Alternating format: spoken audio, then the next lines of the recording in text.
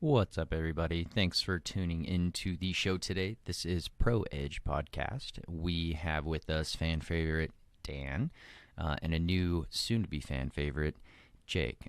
Jake is a professional poker player, and we sit down with him and Dan, and we talk a little bit about the happenings of poker, a little bit of the Vegas life, his kind of role in the scene. We also talk about single dads raising daughters, because all these guys have daughters, and it's at least two of them are single. So it's very interesting to hear what they have to say about their perspective on, you know, the maturing of their children. We talk about pretty much everything. So if you want to hear a little bit about not only poker, but different churches, we dissect a little bit about religion and the history of stuff, as far as Catholicism and Mormonism and different branches of Christianity and so on. So make sure that you listen to the full episode, subscribe, give us 5 stars, share the episode if you like it, and make sure that you have a wonderful rest of your day. Thanks for tuning in.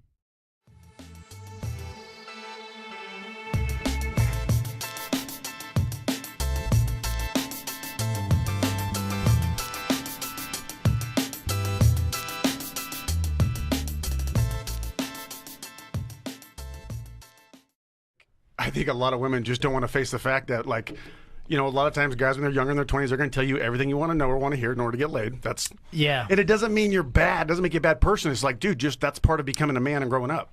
And if you don't have that, that's why I'm just so against getting married at a young age, because you learn so much by being single and making those mistakes before you decide to live your whole life with somebody. You know, I'm almost 40 and I've still been single, and I don't know if I'll ever get married. Not because I don't want to. It's just because I'm waiting to see the real benefits of really actually spending your life with one person. Yeah, I don't think... I've been married 3 times. See? First time I got married, I was 20. That was really, really young, but it's because I knocked her up, you know. So And you thought you were doing the right thing. Yeah, right. And it did, only lasted a couple of years. It was I wouldn't say a horrible marriage. Nah, it was horrible. She had a lot of drug problems, but that's besides the point. And she finally got herself cleaned up. I just seen her here just the other week. But yeah, I couldn't imagine here. You know, that was like 30 years ago. I can't imagine still being with that same person. And think about that, but look about, like, say you get married in high school and you're, you know, it's your first love and you do the whole thing, and then you get around 30 years old and all of a sudden you're just not wanting to be with that person. And the way marriage is set up, like, you're looked at like such a bad person because you changed your mind or because you fell out of love. Like, to me, that's human nature. People do it all the time. You know, I don't condone cheating. I've never been the person I mean, when I was younger, I cheated a lot. Yeah. So I learned my fucking lesson. And as I grew up, I just despise people who feel the need to be in a relationship and cheat. Like, if you want to get some pussy, go get some pussy. Yeah. Like, you don't need to fucking tell a woman, here, let me put a ring on your finger and give you my world, but on the side, I'm going to keep fucking other women. Like, just do it without getting married. And be honest with women. And I think more guys would have... you're going to have way more successful relationships because women are not going to have these expectations that, I have to get married. Like, get married, but get married like when you're ready, like in your 30s. Dude, like, and I think women nowadays are confused as fuck. If you think about it, with social media... They've always been confused. Yeah, it's just but now with social media, they're getting constantly hit up, dude. Every bitch you talk to thinks she's an Instagram model. 100%. And I'm like... So they're they always, I see it all the time. They'll put shit online, traditional marriage, I want a king, and blah, blah, blah. But then they're also posting stuff up constantly, like, you know, hot booty shots or whatever like that. And you know they're getting, like, I've talked to girls before, they're getting constant pressure from Facebook Messenger, Instagram Messenger, Snapchat. It's coming in, carpet bombing them. So, like, they want these traditional values, but they also want that attention. They and love what comes the with attention. that attention Yep. is going to come naturally. There's going to be... I don't know if relationships are ever going to be the same now because of social media.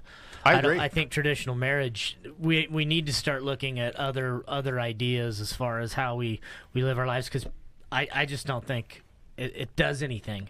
Like I'm a firm believer, and I've told a lot of my friends this, I'm a firm believer that I think as humans, as we evolve and as we kind of grow and learn more about, you know, our whole purpose of being here, and whatever it's religious or whatever, I think religion will be a less focus in the future, and I think marriage will start to go down, because I think the biggest reason why... That's already happened. It already is, yeah. It has happened statistically. And I think a lot of that is just because women are like growing up to realize, hey, you can have a career. You don't have to stand behind a man and do whatever the hell he says. You don't have to shut up and just, you know, not talk. You're allowed to have a life. You're allowed to have an opinion and a career. See, now here's the problem with that, though, and we've already been seeing that. especially here in the States where the traditional values have gone down, religion's gone down, is you start getting these fucked up people, these social justice warrior types. Yeah. And that's like a byproduct of it because they no longer have those traditional values that hold people together. Right. Mm-hmm. So I'm actually more towards the traditional viewpoint on how to live your life. I mean, I look at both my sisters. They've both been married 30 plus years to the same guy. Yeah. And that impresses me. I don't know how the hell they did it, but it impresses me. But one of my sisters, she's really religious, and that's part of the reason why they're still together. And I think that's kind of important for the stability in society to have that. Well, they have the same common goal. Yes, exactly. And when like, you ever talked about people who are really religious, what's the number one focus in their life? God. Yeah, God, so Jesus, as long whatever. as you guys believe the same thing, more than likely you have a better chance of staying together. Yep. So, like, well, and I think it can be a two-way street. I think there's some evolving going on with relationships right now that we're going to have to figure out. And I also think people can be successful in that lane with their religion and everything like that. But yeah, nowadays with the access, the instant access to attention that women have, it's, oh my God, it's I don't know how they do it. Well, really, it'd be tough. Yeah. Take a picture of your ass and put it online. And then, like I literally saw this yesterday. A local girl I follow online. I saw her, and she was posting about how her boyfriend just cheated on her, and has made like 7 posts in the past 24 hours looking for sympathy. And this girl's smoking hot, and it's like, that goes to show you, like, what is your purpose of doing this? Like, what is the whole point behind doing this? What do you like? You just trying to piss the guy off? You trying to make him jealous? Or because to me, it's like you're acting like a child. And not only all of the above. And not only do they try to look for sympathy, but a lot of times they tarnish the reputation of somebody when it's not even fair to the other individual. Yeah, Because you're only seeing they'll one block side them of it. they'll block them on their social media page, and then they'll just put this person on blast, and nobody knows the other side of the story. Ever. It's a lot like politics in a way. You know, Yeah, you can brainwash all your followers to believe your side of the story. Fake news. It's so true. And, you know, it's like, what about this dude? What if the guy really didn't cheat on you? You're just, like, blowing off some bullshit from, you know, there's always two sides to every story. Or how do we know you weren't banging the fucking Pepperidge Farm guy? Right. Usually, I mean, it's real common nowadays. So, Or the especially Schwan's guy. with, I mean, That's why I make an effort on my social media stuff to steer away from any of that shit. Yeah. Any personal stuff, I keep it at a minimum. Yep. You know, I may shape Exactly. pictures of going backpacking with my older boys or camping with my family or whatever. Other than that, I share like science articles, archaeology, things that are of interest to me, and I stay out of the stupid shit. I know a lot of, I'm not going to name any names, I know a lot of people on Facebook do just exactly what you're talking about. They post all this personal stuff, obviously looking for attention. Mm-hmm. And it's just like, if you really have to go to social media for attention, you probably need help in other ways. Oh, that's the biggest thing is when you see this. It's like it's such a sign of insecurity. Yeah, I know. I want And- to slap them in the face half the time. See, and like, so maybe you and I are different in this because you've been married for so long, or multiple times. Multiple You've been- times. yeah. Where 25 years worth of marriage. Right. So I've been single for so long. So you and I have such a different outlook. Like, I almost feel because I never got married, like I never crossed over into that. I'm not looking. I've always been single. I've always been looking for women. I've always been looking at that. So I've never went to the marriage side where like the idea of dating and seeing like it just isn't a part of your life anymore. That's never stopped with mine. So I feel like I can relate a lot easier to younger people when it comes to dating because I've never left that aspect, and I've went on dates with girls that are in their young 20s. Yeah. So like you're still seeing a lot of the same shit. So I have a lot of, I would say, experience in dealing with women like that and watching them do it. And it's just like, I just want to grab them and shake the fucking shit out of them. And say, look, I'm telling you right now, grown-ass men don't want to see this shit. Like, you look fucking stupid and insecure. Like, if you well, want... then they think that could be me. Right. Right. And then what's the, like I said, there's no one stopping from saying shit. I've been victim of it. I know guys have been victims of it. As far as in the Army, we see it all the time. Oh, he's got PTSD. He's abusive. Yeah. Really? Because we heard you were fucking shooting heroin with Nikki Sixx and getting butt fucked by the Idaho Stampede. Like, But they left that part out. Yeah. Because it's his fault, not hers. Yeah. So it's like there's God, always. did you just describe my ex-wife? We should start a new one called #accountability or self-awareness. Oh, really? That's what I would want to run on. Really? Because I think you were featured on RedTube. You dirty, dirty little whore. Yeah, I didn't do tons and tons of dating. I mean, I've had plenty of girlfriends and stuff in between wives, but they were all like, it wasn't like, okay, I'm gonna go out this, this girl one week, another girl next week. It's just if we click, then we stuck together for a while. Yeah. Yeah, that's the way it's always been with me. But I haven't really gone out looking for women when I was single. They kind of gravitated towards me. It made it easy for me. Yeah, I've come to the conclusion. I was talking to Jake about it. Being 36 now, I think I was on Bumble and Tinder for about 15 minutes, maybe realistically like 8 to 10 days. Right. I couldn't do it.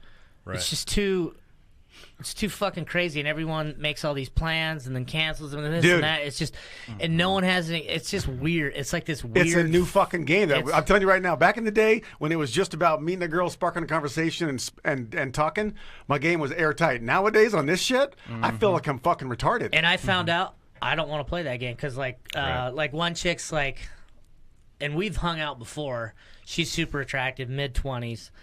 And she knows it, and she's getting a lot of attention. And she stood me up like 30 minutes before lunch and tried to put me off to the next day. And I just texted her, I'm like, you know what? Nope, no not good time interested. for this shit. Yeah, blocked. Like, 5 years ago, being vulnerable or whatever situation you're in, it's easy to get wrapped up in that, and sucked in and play that game. And I'm not gonna fucking do it anymore. No, it ain't worth it. I don't even have the energy for it. And I found that out. Like, and I was relieved with myself. I'm like, oh, cool. I just told her to go eat a dick, and not mine. After I got divorced from my second wife, 5-year period there, I could do whatever the fuck I wanted, and I was like, you know what? I'm not interested in playing these silly fucking head games these kids do nowadays. Yeah. It's just I never was into that anyhow. So my life was nice and simple. I was bitching to Jake about just scheduling people for pot. Like if they're younger, man, I'm gonna get 1 or 2 cancellations probably guaranteed almost. Yeah, right. Yeah. Like they're just real spotty, and it sucks. It's a different mentality, I would say, nowadays with younger. And it's weird because I feel like maybe it's our generation that kind of splits it in half. From the millenniums to just the fucking old school people. And well, we really did kind of see the, We're the divorce, isn't that what they call us, the divorce generation? Yeah. So we grew up a little different? Yeah, I think in the 80s is when women started to really get, realize how much power they have. And we grew up when, an evolution in music. I try to tell guys like, there's nothing wrong with liking country music and hip hop or this and that because we grew up when all that everything was segregated. Yeah, your own little cliques that listen to certain styles of music. And I think we're in the infancy of social media. If we look back in time, this will be. The infancy years when they look back in history. And so I just don't think as humans we quite understand. I know I don't. Just like I found myself in these situations either on a dating app or it's like I don't even know how to even approach this anymore. Right. And so like it's new, and I think it's a super dangerous tool for girls because oh, no doubt. They're just getting carpet bombed. I'd already told you about my daughter and her cell phone and how I went down this. Well, let me back up. So my daughter had Instagram, and this was last year when she was in school, 7th grader, and she's new to junior high and all this, doesn't understand guys yet, and suddenly some guy she knew at school, he's messenger on Instagram, and next thing I hear, I come home, my wife's like. Took part of his phone away. This guy was messenger at 12 o'clock at night on the school night, and she's like, "Look what the shit he's writing." And I'm looking at it, and I'm like, "Yeah, this kid's going down." He's talking about trying to come over here when your parents aren't there. I mean, 7th grade. Jesus. And I'm like, "Okay, we're gonna put an end to that shit right now." So I went down to the school, talked to the principal, and long story short, he's just like, "Yeah, if he sent a message to his party, he sent a message to a lot of girls because this is what guys do at that age." Yeah. And so I took her phone away for that whole year, and I was like, and I explained to her why. And I was like, "There's a danger in this, and you got to control it, or it's going to control your life. You're going to be addicted to your phone, staying up all night, and you got all these swinging dicks that are trying to get on you." Yep. And being a parent in this age is challenging. It is. It's a lot different than my older boys. My older boys were cake. Yeah, and then with photos too. Like I see some people, or some girls in particular, especially because they're younger, and they'll do some erotic poses or something and put it on social media, and it's like. You got to be careful on what type of people you're going to attract. Oh yeah, no doubt. Especially when you're doing like a little bit toying with that. What's the fucking movie that everyone? I still haven't. 50 Shades of Grey. I haven't watched that show. Me either. Yeah. Me either. High It just five. seems dumb. High five. Then us. Yeah, well, the thing with girls, young girls, they don't understand what they're doing at a young age. They don't realize that if they pose a certain way, that's provocative. They just think, well, everybody else poses this way, I'll pose this way, and then they start inviting in all this unwanted shit, things they don't understand yet. And it's dangerous. You gotta know there's creepers following you that have like weird shit going on. Yeah, like as a parent, I think that's most parents that I know.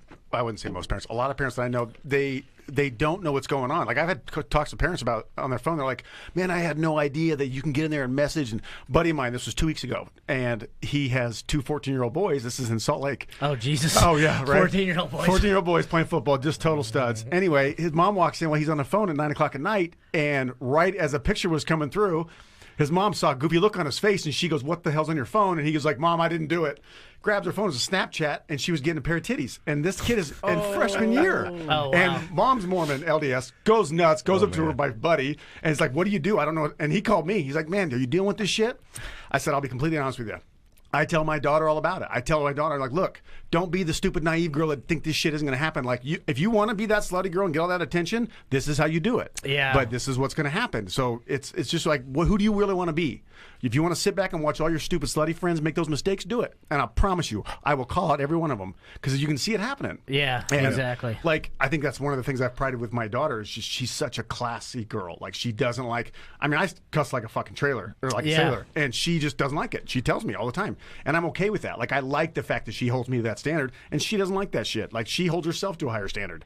And when it comes to boys, like, I've told her, first of all, every boy until they're 30 is dumb. Boys in high school, they're gonna piss you off because they're just so fucking stupid. Yeah. So I said, try not to let it get to you, but just realize, Daddy told you, like, boys are fucking stupid in high school.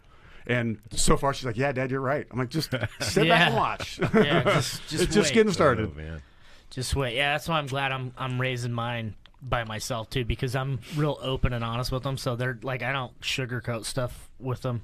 When they're old enough to understand what guys are actually thinking and doing, I'm gonna let them. And they should. I think it's good for them. It's gonna gross them out at the beginning, dude. But they're gonna respect you, and you will be closer with your daughters for it. I try to tell people too. There's levels to it. Like our parents really sugarcoated and nerfed the world for us to a certain point. You know what I mean? But there's an overextension of that where you can fuck people up, and then they go opposite. I try to tell. I have a friend, let's say, and his kid was going to go to this certain church camp, a Christian church camp, but it wasn't the denomination. And granted, it wasn't like they were going there to have fun, right? But like, so the parents were like threw a fit. No, he's not going. Blah blah blah. And they get into they're not gonna the false prophets and the word of God and all this. Oh, for fuck's sakes! And I wanted to vomit. And I thought, if you want to just look at facts, if you want to look at numbers, you open a book and pull the percentages of where extreme atheists come from, and I'll tell you exactly where they come from. They come from fundamental Christian families. Yep. Because kids get force-fed all these goddamn fairy tales their entire life, and when they get old enough to think for themselves and they meet and start becoming intellectual and social in the own world and start getting their own views on stuff, they start to look back and go, "Hey, wait a minute. Jesus is coming back to Indiana or Illinois." Right. Our prophet was fucking arrested for being a charlatan in New York. I mean, the Mormons get a lot of bad rap, but that's just because it's so relevant in history. If you look at any religion, it's full of fuckery. Oh, yeah. Well, look at it. It's coming out the Catholic Church right now. I was going to say, that's as growing up as a Catholic, and what's funny is people are freaking out now about the Catholic Church. Has it not been a joke since our existence about preachers and little boys? Oh, yeah. And a lot of people don't know about the story with the Spotlight movie. I highly recommend that movie. Watch it on Netflix. Great film. There's a reason. It's called Spotlight. Okay. And it basically exposes the whole archdiocese in Boston and Massachusetts. Same basic thing. And it's such a great movie and has actually a lot of kind of low A-class actors in it. Mm-hmm. But there's a reason it didn't go into the big screen, was because there's just too much controversy. Right. So it didn't. So if you watch that movie, you're like, holy shit, true story. And it just shows you so much about what religion really is. And it's like, how the fuck can a church clear back to almost its existence? For centuries, they've covered up for this shit. They've proven it. Now, and now did you see the thing in, was it Italy or was it Ireland, the baby house where they found hundreds of dead babies buried underneath an orphanage? Maybe it was 300 babies. Holy shit. Yeah, over so many years. Maybe it was a lot of babies. And it was basically it was an orphan house for pregnant teens and like single like women who had nowhere to go, who had kids, and I want to say they're between the ages like 1 and 3. That's crazy. And yeah, I don't know if it was in Italy or Ireland, but I think it was in Ireland. But yeah, super sad, and they just recognized it and moved on. And what they're trying to do is they're trying to find. I think they said they were trying to link a DNA to some of the babies, try to find out, where their families might be, so they can apologize to those families and whatnot. But yeah, just the like corruption in the babies church is just buried underneath the floor. in the Catholic Church, I mean, they got the blood of 11 million Jews on their hands too. They were tied up in that. I can't honestly say, like, as an adult looking back, and like I said, I was baptized Catholic in junior high, mainly because my dad married a Catholic woman, and they're still together, and she was very religious, so we became. I never believed the shit, but it was like we lived there, we had to do it. And looking back on it now, I can't see how you can look your kid in the face and say that this is the word of God, this is what really happens, and yet the people who are running this church have covered up for basically this is like it's systematic. So what's scary to me is if you really want to look at it logically, and I think I heard someone talking about this, if you look at how the Bible was transcribed, now we can talk. Hold on, which one? Because there's a bunch, isn't there? Exactly, right. Yeah. Let's just talk. When they started sketching the bitch out, it would be the same as me and you going back and writing about Genghis Khan. That's how long a break in history there was before they even put anything down on paper. That's not true. That's not true. Sure? Yeah, the Q source is one of the earliest written sources. Okay, so let me back up. So, but there was a huge break, right? Well, they think the earliest writings of the New Testament, for instance, was 70 years after the death of Christ. So like 70 A.D. And that's actually like 40 years after the death of Christ.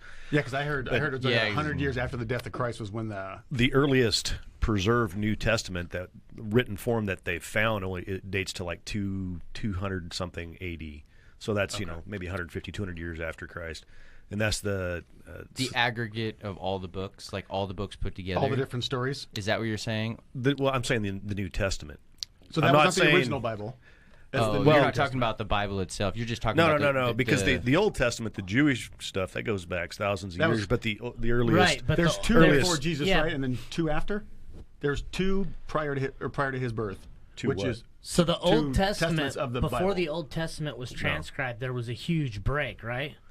No. Yeah, and it was. If you look at the Judas or the Jewish stuff, they think the oldest version of the Bible, of the Old Testament, the Jewish stuff, was written around 600 BC when the Jews were in captivity in Babylon.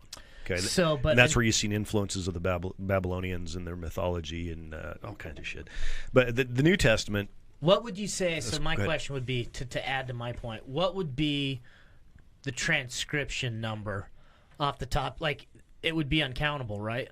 As how many times it's been copied over and maybe changed and stuff? And an ego's gotten involved. Oh, well, yeah. It's just so here's the problem with Christianity. Yeah. And, so you got the New Testament, and we could argue if it's bullshit parody, like I told you before, we were talking about, or if it's real stuff. But put all that aside, and you look at the evolution of Christianity, and it started out, and there was so many different versions of Christianity out there.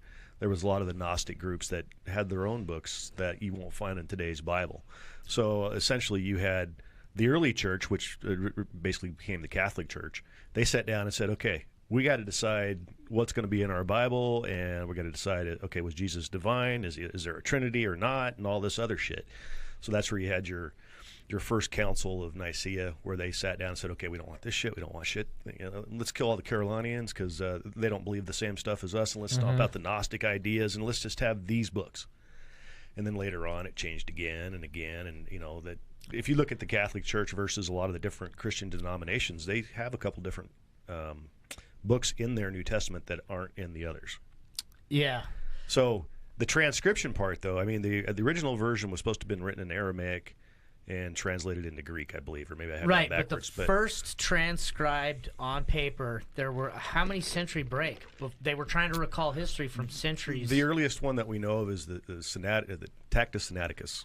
Yeah, and that dates. You'd have to Google it to get the exact date, but it was around 200 AD, 250. I think it would be relevant to me and you writing on Genghis Khan. More like me and you writing on our founding fathers, because that would be about the same kind of time spread, a couple hundred years.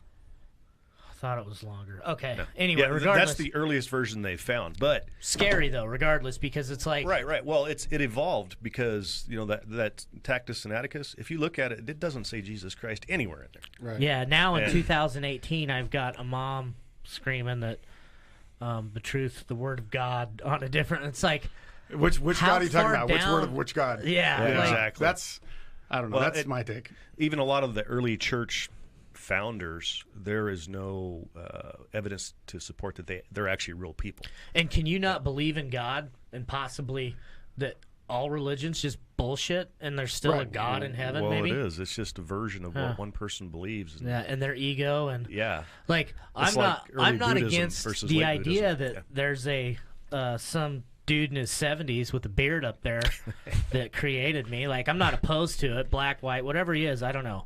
I think that there's definitely a chance that there's. So you think there's a higher power, but you just don't know what the fuck it is. For sure. But what I hate is when people tell me they know. That's what gets me. Oh well, I know. No, you you don't, motherfucker. You fucking don't know what happens. You when believe die. in faith. Yeah. It's that faith fucking term. Just blind fucking faith. Yeah. I talked to a buddy of mine yesterday. The guy I called about the rucksack.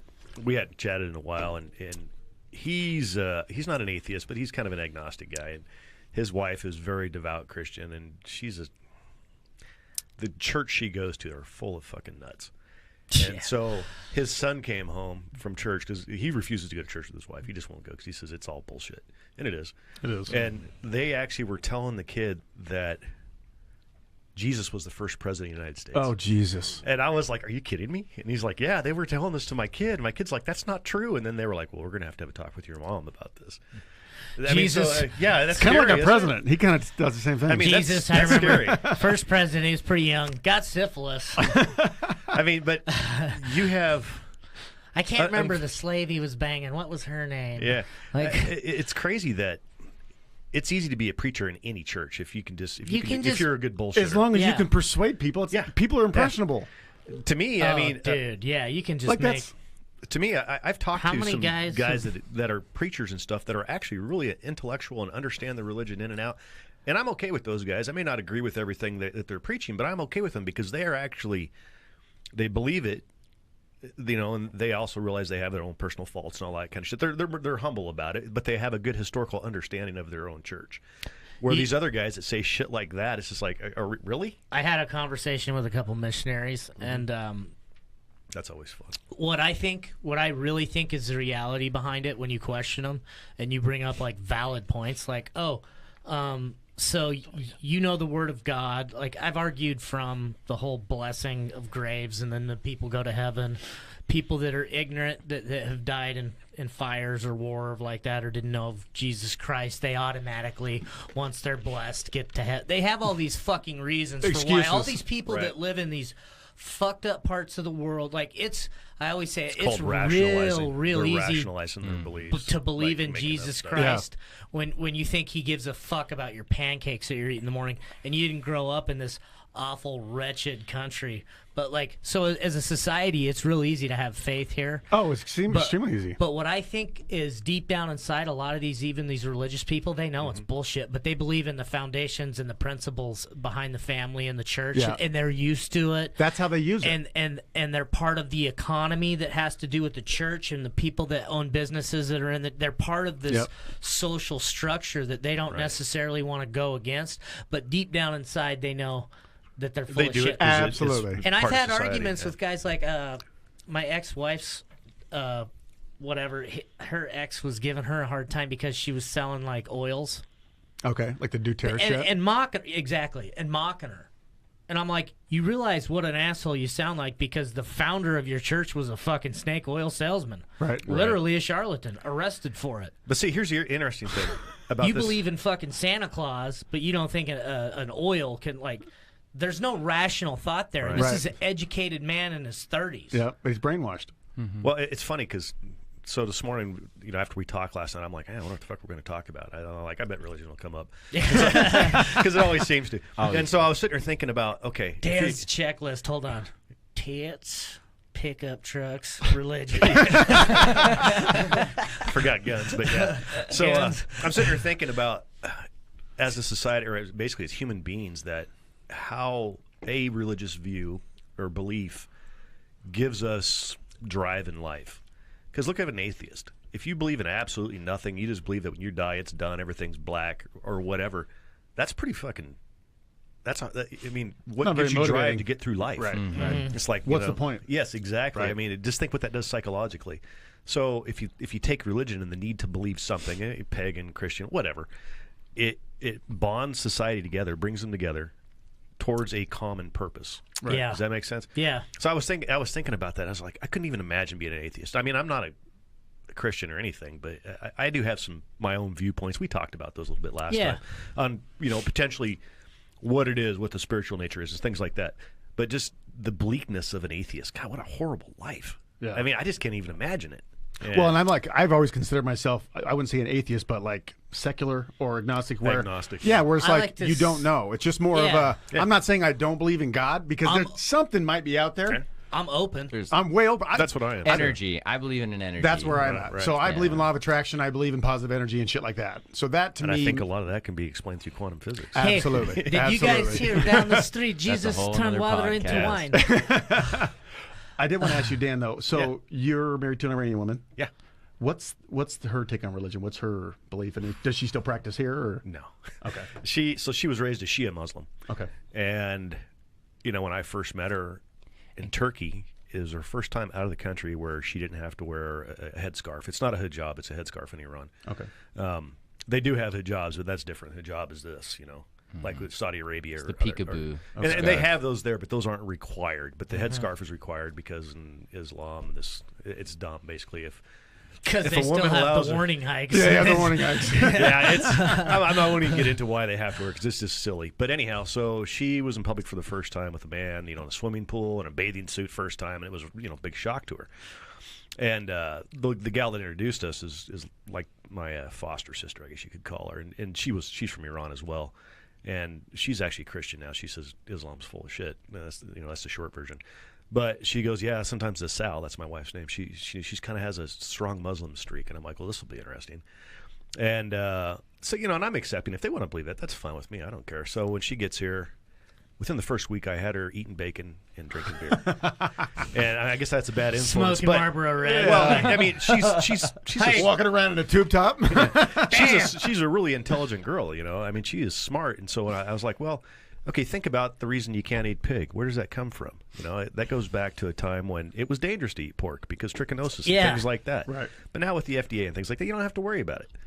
And so she's like, oh, okay. So I'm not a big pork fan, but I'll eat it. I don't care. I was raised not to eat pork. Maybe that's why I don't like it too much, but I do like bacon. Yeah. And so, I mean, she's open to the ideas that everything's not perfect in Islam. And she's really open to that. We've had lots and lots of discussions as far as like, the terrorism and things like that. And she's just like, oh, it's ridiculous. And she hates how the imams and the religious leaders in Iran have just fucked up her country. Yeah. And actually, a lot of them do. And she tells me that, yeah, a lot of the Muslims that are there, they just go through the motions because they're required to by society. Yeah. They don't really believe it. Or you're an outcast if you don't. And that's right? what I think that's kind of relevant to my point with people in churches. I think Yeah. a lot of them at the end of the day, they look at it and be like, I bet the majority Wait a of them minute. do, but they think, there's so much good in the church because of what it brings for family values. Yeah. I don't want to ruffle any feathers. Is it really worth? And I think a lot of people just kind of hide behind that blindness. I want to go like this. Are we sure he's coming back to Indiana? Now, Does he have my GPS? I got to make sure. He's supposed to come back to Damascus. I don't know if you knew that or not. Illinois, right? No, Damascus, Syria. Where there's a bunch of shit going on. But I mean, in the LDS religion. Oh, the LDS. Yeah. Oh, what they believe in? Was that on the plate? Yeah, I think he shows back up in Indiana when I have no Illinois. idea. Missouri. Same thing. Midwest somewhere. Midwest. Missouri. That's where Jesus is supposed to come back in their viewpoint? Yeah. Huh. I don't know. I think Supposed? so. Is that what they believe? It's where they, Supposed? yeah. Mr. Sykes? I was raised LDS. That's what the plate said? I think So give me your take. So here's, I've heard kind of the quick version of. So we got Joseph Smith was 13, 14 years old. Found 14. Doug, that's so. I guess the story. He This is, plagiarized a and I'm writing probably book. way wrong. I'll probably get a bunch of emails from all these Mormons. My brother's like, we'll hope they tune in. my family.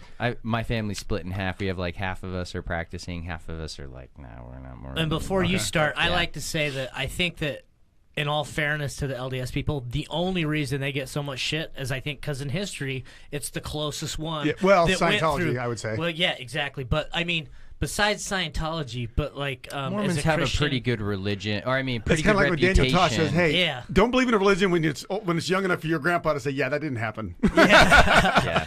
But so basically, they're just in history. It's been so happened, but they went through the same thing as every religion did, as far as like when you look at the stories, like, huh? Yeah. Well, I think, to be honest with you, I think up until like the 70s, it was illegal to kill a Mormon, and it wasn't against the law. Like there was a bounty in Missouri. Yeah, like till like 1970 something. No Joseph shit. Smith, wasn't he hung or shot or something? He was shot. He was martyred. Died in prison, didn't he? I guess like that's what they say. So he died in prison, and then that's when he was in a jailhouse, and I guess what happened Brigham was Young or whatever came to Utah. Yeah, I guess what happened was he was arrested in Missouri because they had like the Mormon militia. Yeah.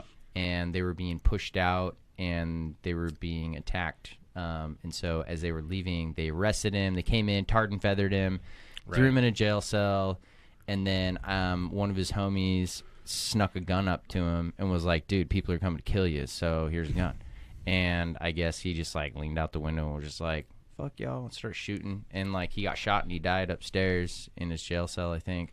And then Brigham Young was like, "Oh shit, I can marry like 20 chicks right now. Let's roll." And then that's let's go. I got the get out of jail free card. Head west, everybody. I said a prayer. But look at that though. That whole storyline makes the perfect religious experience. It does. Yeah. There's the persecuted people, like the Jews were persecuted. Oh yeah, you got to They be have persecuted. a prophet. Pushed west. They were forced Trail of Tears. The devil, the Mormon Trail. Lucifer, I was gonna or whatever bring that was up. causing Trail all of these Tears. forces to go against him. I mean, it's just, the Mormon Trail, everything, man. It's crazy stories. But They if you read some of outmaneuvered those the Cav stories, Scouts though when they got to Utah. They I don't tricked have the much to say Scouts. about Cav Scouts. I never heard that one. it's just The Scouts had an order to go into Utah and take care of them. There had been shots they were supposed to fired, wipe never them by out, the weren't they? LDS, but they had always escaped them. what is this? Sorry. And the pass going they were out in into. Utah. I actually did a thesis on that whole everything you're talking about. There's more to it with Joseph Smith. What in am I jail, some affairs, the Trail of Tears. Oh, okay. But okay. I'm on the when Trail they of were Tears. in Utah, the Scouts were actually, or the Army Mormon was Trail. actually going to Mormons. come in and I can't remember. I'd have to look back, but they basically to wipe them out, right? Yeah. Well, the Mormons, the one pass going in that they had to come through Wyoming, what they did is they staged big torches up on the pass, and they had horseback riders going back and forth to make it look. They basically Made it look like they were bigger than what they were. Yeah, they just used some good old fashioned chicory, and the general came back. The Scouts came back and reported. They're like, that pass is impossible. There's thousands of them there. We're gonna get massacred. That's And pretty fucking brilliant. That's how they survived. Wait, No those shit. were the Mormons did that? Yeah. Back and forth? Whoa. Yeah. I didn't know that. So that's how there's they survived in Utah. That's the only way it was. Well, yeah, if it wasn't wasn't for that, they Didn't Brigham would've- Young have his own little group of assassins too, or henchmen? He did. I think he did. Yeah, he had like a did. mob. Yeah, I've read bits and He- pieces. I mean, it's never been that interesting to me, He but did, it's but kind of cool. mostly what they did with the Scouts was when they were having confrontations was like horseplay. Gotcha. You know what I mean? Like trying to let them know that they could kill him whenever they wanted. So they ride in, turn some shit over, and ride out in the middle of the night. They That's would brilliant from harass the- the army. Yeah. and It's then brilliant from they the tactics point of view. Outsmarted and outmaneuvered them. Well, I there- think There was a standoff, and what was the standoff? It's pretty popular down in Utah, where like tons of people were that's the one where What the was it called? I can't remember, but the Scouts actually had shot. They had actually fired on the guys, but missing, and I think the guys got Tons of across a people river or a died. creek bed or something just in the nick of time. But Wow. that was one of the times that I think it was his group that was out harassing escaped. That sounds. I'll have to but do they'd some reading steal on this. This is supplies pretty from the interesting army and history. stuff Their like history that. is Right. super interesting, dude. They would just keep them guessing, kind of like the Indians. So they used like guerrilla warfare tactics, and if they wouldn't have, they probably wouldn't exist. Yeah. So not many people, not a lot of old Mormons. So when I get in a Not a lot of conversation people know with, about it. with, Yeah. with an LDS guy, I'm kind of like, well, I know your history. I did a thesis on it. Remember Clint Edwards? Oh Lieutenant yeah. Edwards? Me and Yeah, he he used to was have a a lot of seminary talks about that stuff. teacher, and I actually wrote for college a whole thing on the LDS history, which is pretty interesting. But yeah, like you were saying, in most religions, there's always a form of persecution, Yeah. and then there's a like sacrifice. a transition. That's what makes them Yeah. the chosen person. Or But people. like I say, it was just so relevant in history is why they get a tough time. So let me ask you this. So being you probably know, one of you guys probably knows about this. So my understanding is where the Mormon religion came from as far as after the whole Joseph Smith thing was, didn't it start out as the Federalists of Latter-day Saints to where the religion itself was, because then it branched off. My understanding is the reason it branched off, I think in the late 1800s, was because Mormons were known to have incest, and they were married, they were having sex with their kids, and they were keeping it all as like a kingdom. And that was the idea behind federal. Yeah, that's what. So the Federalists of Latter-day Saints. So technically, my understanding is the government stepped in. It was around the late 1800s, and that's where basically you had to decide whether you were an LDS or an FLDS. Right. And there are still FLDS people today, which I think is called Colorado City, Arizona. Well, no, there's actually Mitt Romney's family actually lives in lives in Mexico, and are fundamental LDS. Is it really? Yeah, a lot of them went to Mexico when the laws started changing. Actually, there's a documentary on Vice of a standoff.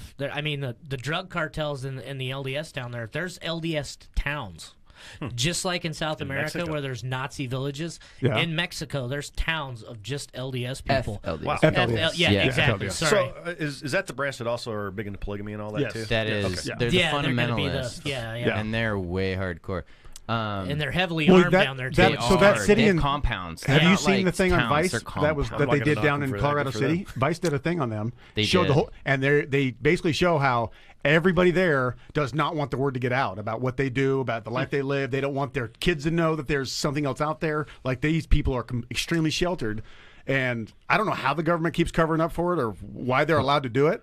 Well, they did Bullets. a show. They did that show Big called Love? Escaping Polygamy. Yeah, on I saw that. CNBC. I watched it. It's tyranny on a micro scale level. Right. I mean, it's the same as Well, it's just They have a cult. mob system. It's a cult and it's a mob. It's It's like like, it's like controlling- Scientology. Oh, it's bad. Yeah. controlling of information and education. Yeah. It's what like a government North It's Korea kind of like does. what Russia does. Yeah. It's called state-run media. It's just at a smaller level, and people get sucked into it. Do you think that's a normal human condition though? Because if you look throughout history, it's Control. Everything. Did you like guys- we're tribal just by nature. Yeah, did you guys watch the? Who was the It is guy a that primal was just? instinct Yeah. of ours to be grouped and to have a hierarchy. We Well, that's the we have a tribalism, pack but I'm talking mentality. specifically, in this case, we're using religion, but just to control people. Do you think Yeah. that's People a like to be gratification controlled. for Well, people narcissistic like to reasons? be told what to do because they don't Yeah, have we to have a make herd decisions. instinct to a degree. Yeah, that's definitely Herd true. instinct, exactly. There are a lot of people that want to be told how to live their life and do their life Yes. because they don't Yes. want to take on the responsibility themselves. Exactly. But yeah, if you look throughout human history, that's all it is. It's that over and over, repeated over and over. And it doesn't matter what the religion is. Isn't that one of the Could be a biggest bunch of fundamental pagans. differences between like a conservative and a progressive? Is because progressives or liberals are considered to want to have free Collectivism. thoughts. Yeah. And, No. And think, No. or that's libertarian, where they're The real liberal values fall way more in line with what you would think of as a conservative nowadays than you think Well, of as an actual liberal. The term liberal has been hijacked, and so if you look at progressivism, that's about the collective. Okay, that's where they're leaning That's more about towards leaning socialism. towards being told how that Right, not right. being They told, want the but having masses- support, having a crutch to make sure that everybody is More or supported less. equally, right? Where your classical liberals, which is what I consider myself, is more like a libertarian, and even Right, conservatives yeah. are kind of grouped into that. And it's about the individual, which is what the Constitution's about. It's Right. about the Smaller individual. government. individual. Yeah. Yeah. So the idea is the smallest minority is the individual, where in collectivism it's all tribalism. The biggest tribe has the say, Yep. and I'm totally against that. At one point I would. What's the word I want to use here? I have a lot of friends that are liberal, and at one point, I would have lots and lots of discussions with them. But as they became more towards progressivism and socialism, I just stopped talking to a lot of those people. Yeah. I still have a few friends that they're Democrats, but we can have good discussions because they're intellectuals. A couple of them are scientists and stuff like that. But the ones that lean further to the left, I'm like, there's a line here Of The alt left. idiocracy. Yeah. right. where I agree. you people, you're not thinking for yourselves. You're thinking of the group. And we're not in a society nowadays where it's a group survival, Right. My needs are You don't not have the to same protect as the your pack, needs. like- Yes, Yeah. exactly. Same as his needs. We all have different needs. Yep. Right. Yes. So, but yeah, the collectivism thing just drives me crazy because it tramples on the rights of the individual. Yeah. So, yeah. Not a fan of progressives at all. No, not at all. I don't want to digress, but I wanted to go back to that mass grave I was talking about with the Catholic Church. Oh, It was yeah. 800 children. Jesus. That were So found. was it Ireland or Italy? It was in Ireland. Wow, that's Yeah. crazy. No shit. So the story. Catholic Church -2 Pro Edge podcast.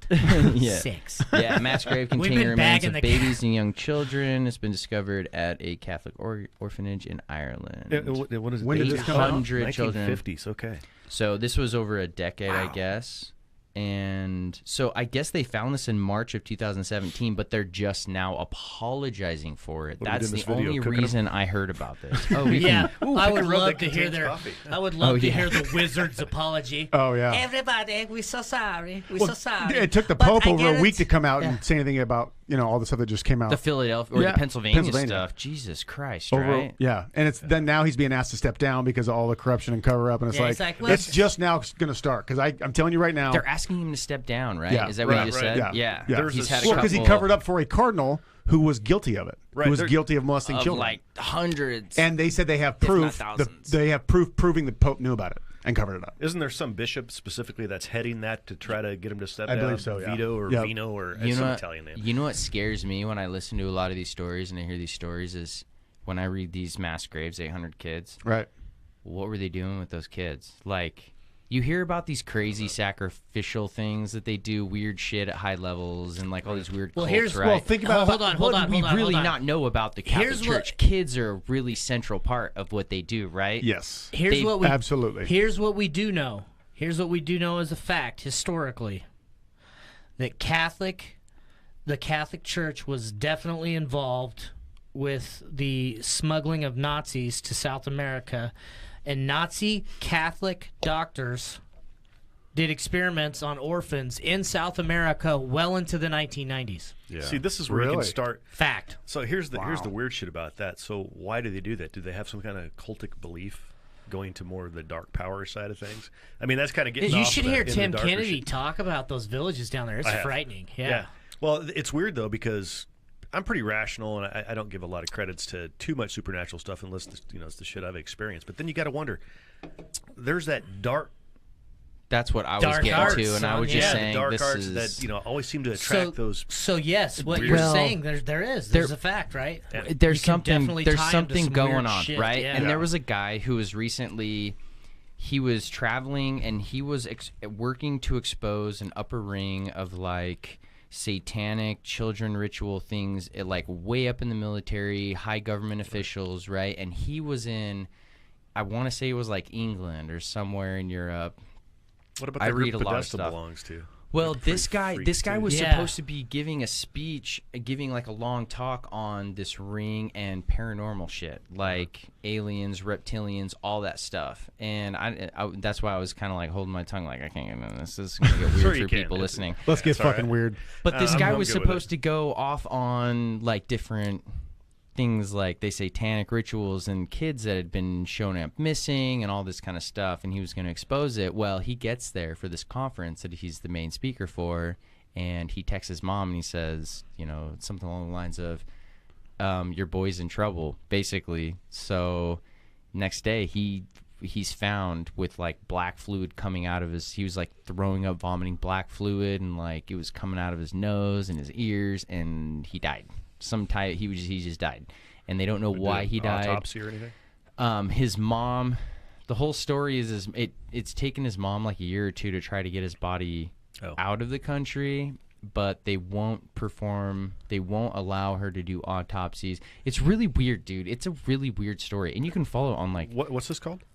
I'll find it here. This yeah. is Dude, this shit's I'll nuts. tell you Super one interesting. thing for sure. If I'm ever put in charge of a fucking Space Force command and I gotta go in to some fucking weird planet, you know who I'm killing first? Every motherfucker wearing a suit dressed like a wizard. Just like all the KKK guys, all the Catholic priests, all these other fucking They all wear a fucking it's like a sheet. judges, they all wear these wizard suits, right? Those Yeah. are the first motherfuckers I'm icing. That's a good call. It's Right? it's Because just the, so the weird. power. Yeah. It shows the power, yeah. It's That's just a so good weird call. though that all through human history there's this gravitation towards doing good things and a gravitation towards doing really dark and sinister bad things. And the that's- pole of righteousness connected to the evil. Yeah, like, Yes, like yes. in the eyes of the Germans. They were righteous Oh, Christians. you're right, yeah. Annihilating the godless creatures, as they called them. Right. Yeah, Like that, just what? I mean, it's a form of psychosis, I think. It really is, but it's all through. It's part of the human condition, and it's kind of hard to describe why it is. Right. Is there really a good versus evil thing? Maybe.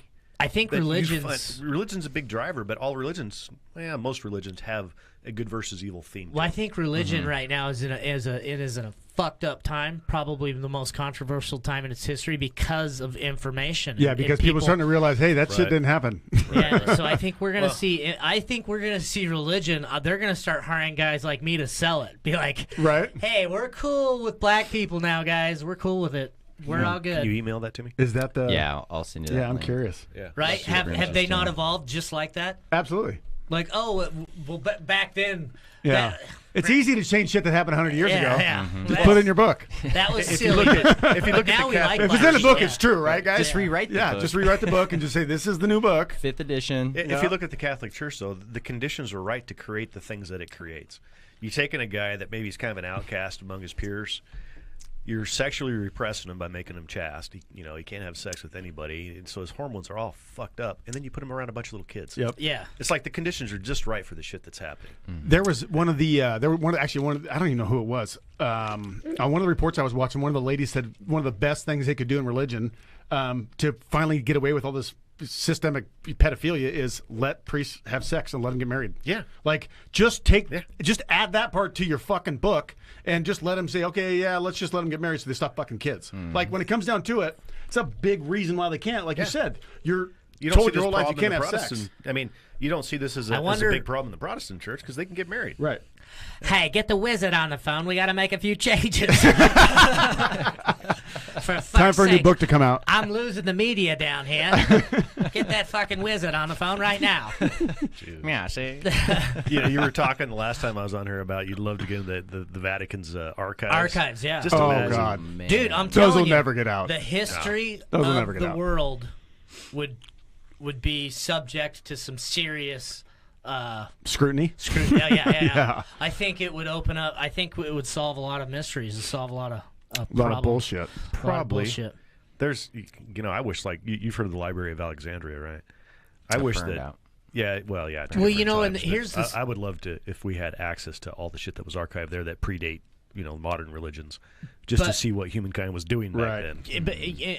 And to credit the Catholic Church, now they were extraordinary in astronomy, and credit them to the calendars they have of their own- today and stuff like they that. have their And own historically, observatory. they did a lot of things. Well, they had in to build a story that advance. fucking followed up what they were claiming. Yeah, So, there's a reason for that. They control the narrative. Is what Yes, they they do. do. Yes, they with do. all their dirtiness, they did evolve the industrialization and just so many aspects of the Right. world. I think, Yeah. and I think it started with them being such good astronomers. Well, it's funny because they persecuted the early astronomers like, Copernicus Right. and Bruno, and I think they burned Bruno at the stake. But They did. But they evolved past that. There's a lot of good in the Catholic Church. I don't think it's all of them are bad or No, all of them are right. pedophiles. Absolutely not. And there's a lot of really interesting people within the Catholic Church. But Listen, folks, if you show up at the mall, I just want to use this as a reference, and you got your kids with you, and there's some guy standing in the middle of the mall, and there's 10 people standing around him, and the guy is dressed like a fucking wizard, you're probably going to take your kids and walk the other way. Yeah, you're gonna. But if he's in a church and he wants to take some of your money and tell you stories about the Easter Bunny and how Santa Claus is real, Or the 'cause talking let's- snake. Yeah. That's a good one. Well, then it's okay. Yeah. Like there's something wrong with that way of thinking. Usually, Absolutely. if I spot a man in a wizard suit, I'm fucking going the other way. That's one of the things I heard about Scientology is that, like, when you first, because there's different levels of Scientology. In order to get to the highest levels, you whoever gotta- gives the most money. But they don't tell you that at the beginning because it would give everything away. Did So- you see the guy? so it's a pyramid scheme? Basically, how it works is they don't tell you everything about the religion. You have to get to certain points in order to learn. Because they said Kind of like Freemasons. basically what it came at the wife of L. Ron Hubbard, the guy who created it, basically said if they told people the truth at the beginning, nobody would sign up for it. Because if you listen to the end, they're like, there's no fucking way. Yeah. But you have to be so deep into it and so fucking brainwashed where, yeah, that could see that. That could happen. Hey, As you write another check. The saddest part about it is L. Ron Cruise. Hubbard was a fantastic science fiction writer. Who is? L. Ron Hubbard. Oh, yeah. I read like his Mission Earth Well, he had to series be very back in the creative. He 80s created and religion. stuff. And then I found the book's Dianetics. I'm like, oh, that's fucking another killer science fiction I was reading. I was Right. like, what is this shit? And then I Yep. found out what That's what it Scientology is. was. And I'm like, holy crap. I thought it was, they advertised. You guys aren't probably old enough to remember, but they used to advertise Dianetics on TV all the time. Okay. Back in the 80s. Did. Yeah. Oh, yeah, I don't remember any of that. And I thought it was a new book by L. Ron Hubbard, good science fiction book. And shit, I don't even think I. I. What the hell Well, they is had this full shit? Teach you about commercials. Well, it was science fiction. There's no doubt about Oh, it. absolutely. It's though, definitely a right? science fiction novel. They were infomercials, though, right? I've seen some documentaries, and I think I've seen. I don't some remember of their seeing an weird infomercial. stuff. I just remember seeing advertisement on TV for the book, Oh. Dianetics, and they had a bunch of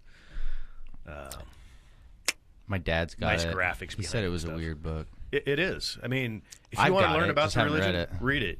You'll Yeah. be like, what the fuck? It probably would be an interesting read just to give you a little Yeah. bit of perspective Well- of how fucking weird this dude was. Not just you can do that with a lot of different religions. If you want to really investigate what they believe, read their books. And so, like, I was raised Seventh Day Adventist. Okay. And Seventh Day Adventists, they came out in the 1800s, and they are evangelistic, Christians, and they had their own prophet. This chick named Ellen G. White, and I grew up in the church. I never really believed any of it, and I definitely don't believe any of it now. But I did in my 20s. I got one of the books, and I'm like, why the hell does my mom's church believe this? And so I read through her book, and I'm like, holy shit. But she considered herself a modern prophet. I think she probably It's her biography you read? no, it was one of her prophetic books. I don't even remember the name of it now. So like the Mormons have what is it, The Price and the Pearl or something like that.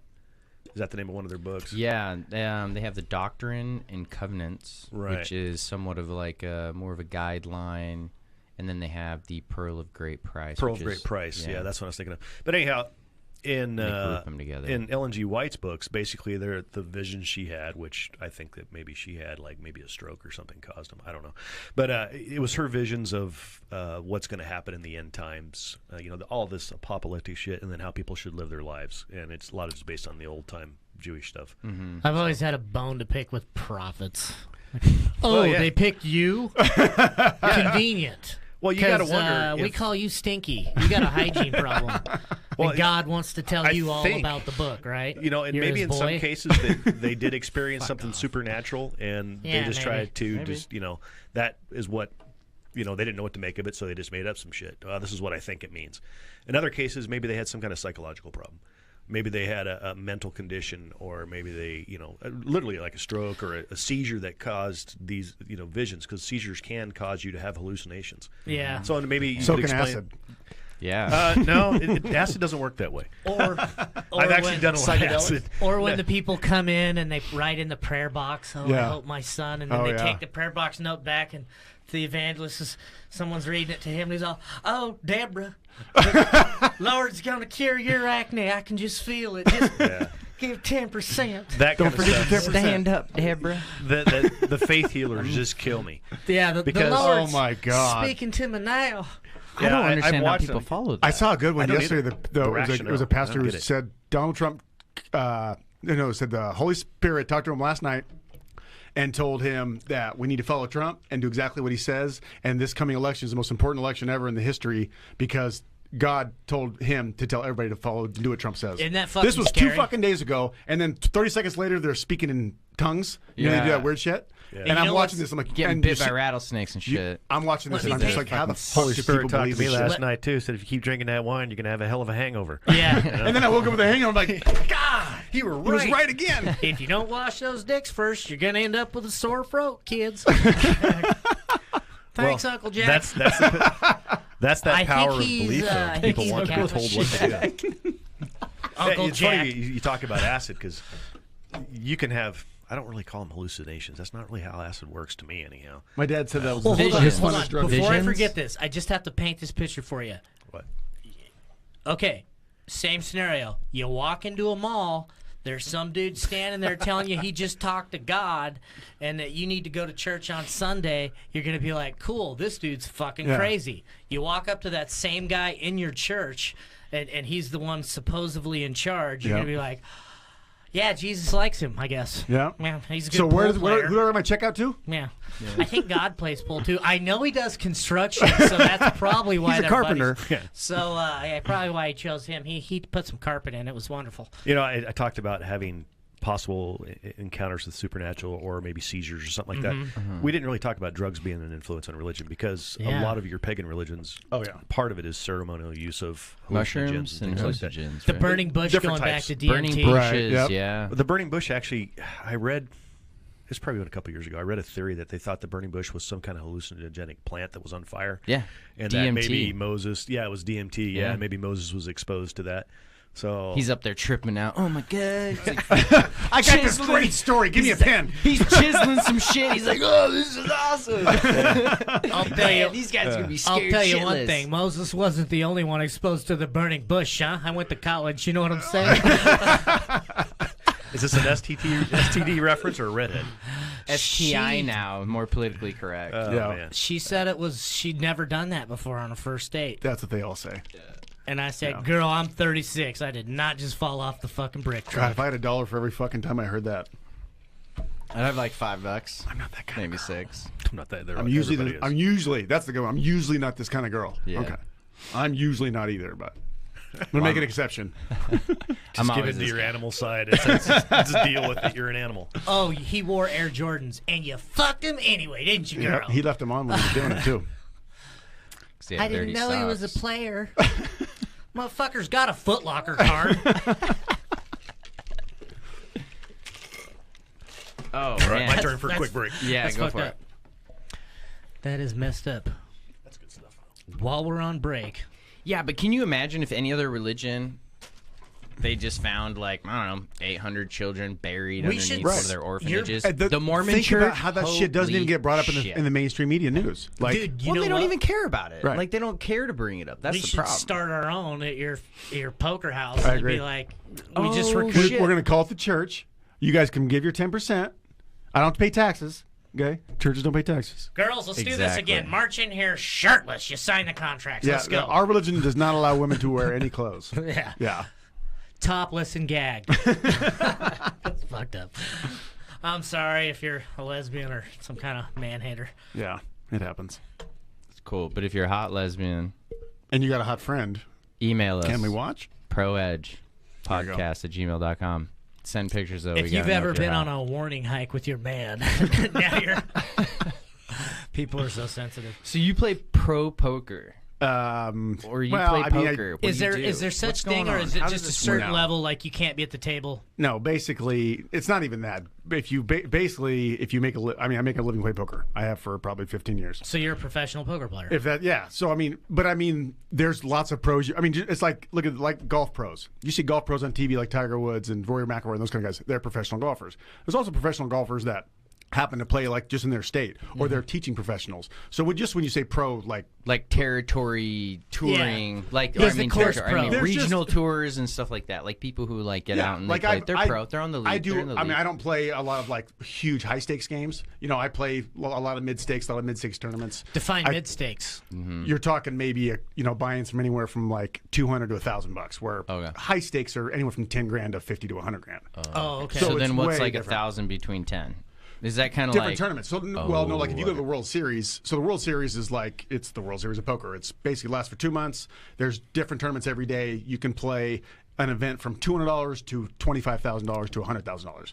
So there's all sorts of different shit you can do. So, and then there's also cash games. Like I've primarily made my living just by grinding cash games. So cash games are different than a tournament. Like when you see a tournament on TV, you're going to see, okay, everybody buys in, say, $1,000, and we get 25,000 chips. Winner take all, or not winner take all, but you play down till one person has all the chips.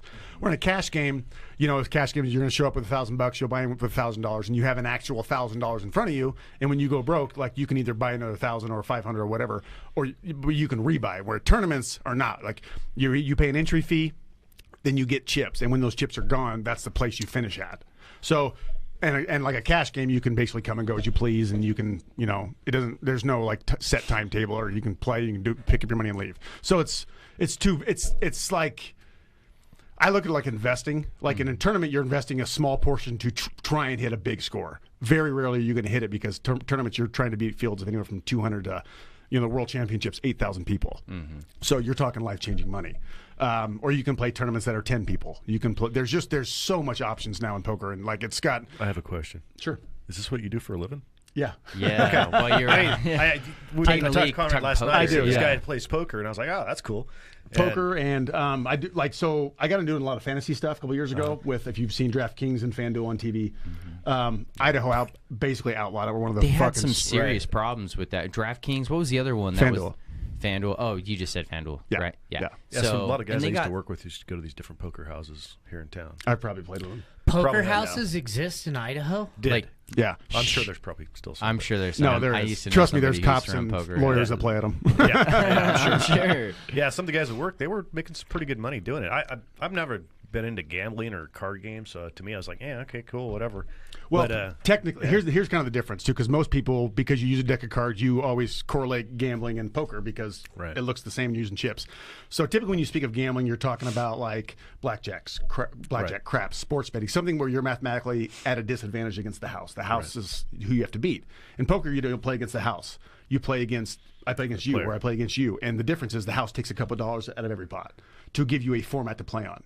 so it's more a game of strategy versus So, a game of chance. and this Game is of skill. these are private games or That's these how poker's public played. games? No, Okay. anywhere that's how poker played. So poker itself does not have anybody with a mathematical advantage.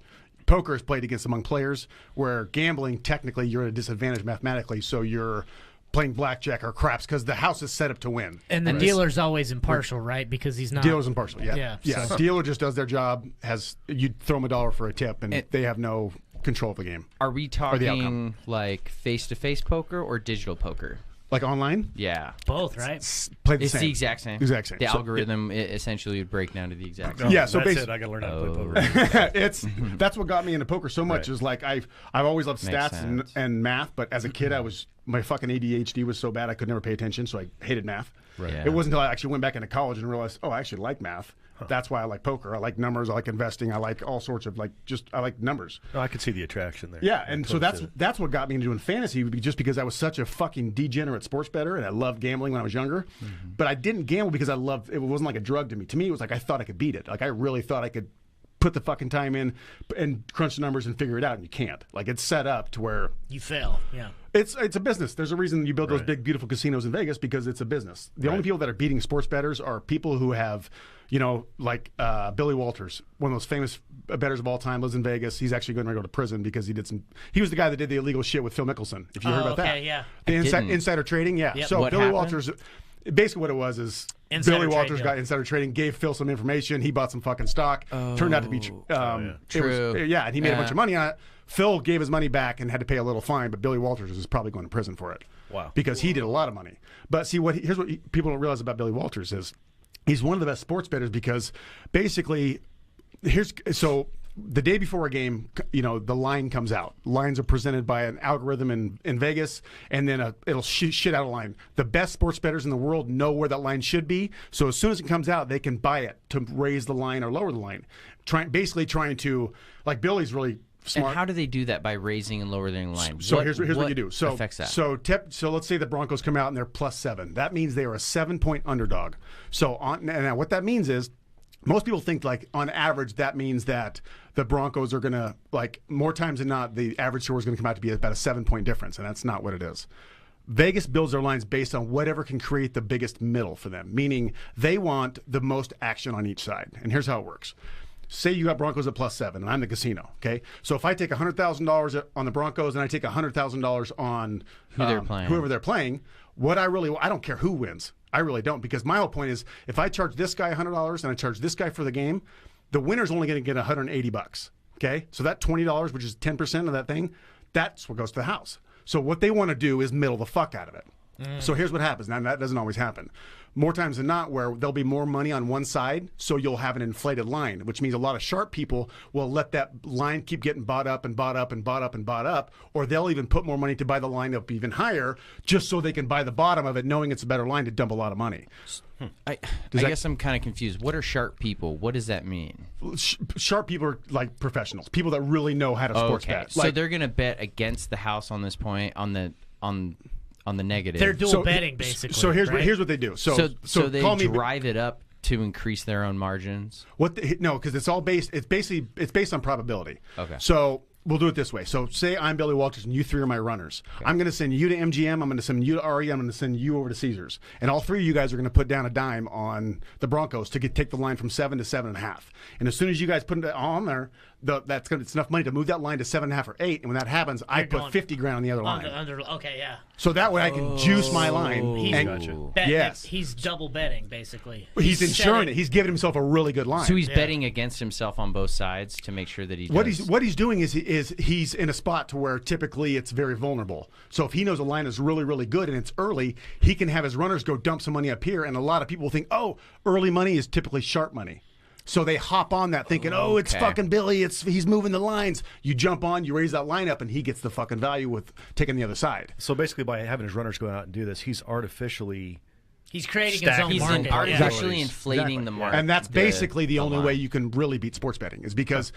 Every game has a price. You have to have enough money to do that. Yes. Right. You have a lot of money. You got to have a huge bankroll. You got to be really smart with numbers, and you have to really. The thing is, though, you have to know where the value is. If you see a line that comes out, and you can't just I'm going to go buy this down so I can buy the other side. I got to. What if it's a shitty line? Break. You know.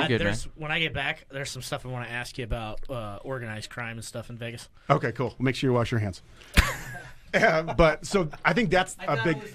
If you see a wizard in the bathroom, if you see the wizard in there, just run. But so a lot of people who don't understand sports, and I didn't either. I mean, I was just a fucking degenerate. I as a know kid. Absolutely nothing about it until now. This is the first. And it's very interesting when you get into it. So now, so they lifted the sports betting federal ban back in May, which means everywhere in the country, technically now you can sports bet. There's just no format to do so because there's still the online gaming act where you can't do it online. Right. So that's why you can bet. I believe. Right now, it's Delaware can do it. I believe Atlantic City just opened up or it's on the ballot. It's very close to being turned. But it's going to be a nationwide thing. At some point, Idaho will probably be the last state ever because we're so conservative. I don't know. I think it depends if they bring back the horse racing or not. That might change things. It could, and we want to get into that whole fucking corrupt thing. Yeah, I've got a buddy who used to race horses down there. A guy I work with, and that just the simple fact of what's behind that just goes to you how stupid like our state is for getting rid of it. Like it's just so corrupt. And I don't know. I think there's so many states that are doing such good things because it's like. People are going to smoke weed. Like, legalize it. Yeah. Like, make money. Do you not realize how much money Ontario loses because people from the Treasure Valley drive through Ontario and go to Huntington just to get their weed? Right. And finally, Ontario's starting to figure it out. Be like, maybe we should just legalize. They're the only county in the state of Oregon, and it's just because it's on the Idaho border that does that because you still have the old Good Old Boys Club. So it's just. It's, anyway, that was a different tangent trying to get over that. But if Ontario legalized it, then the Idaho State Police are going to make bank. Yeah. Well, trust me, I see it because I go over there to play cards all the time. Yeah. So right on the border, I see cops line up every day. Oh, yeah. Every day. Like to do what? I don't know. They're sitting there, but.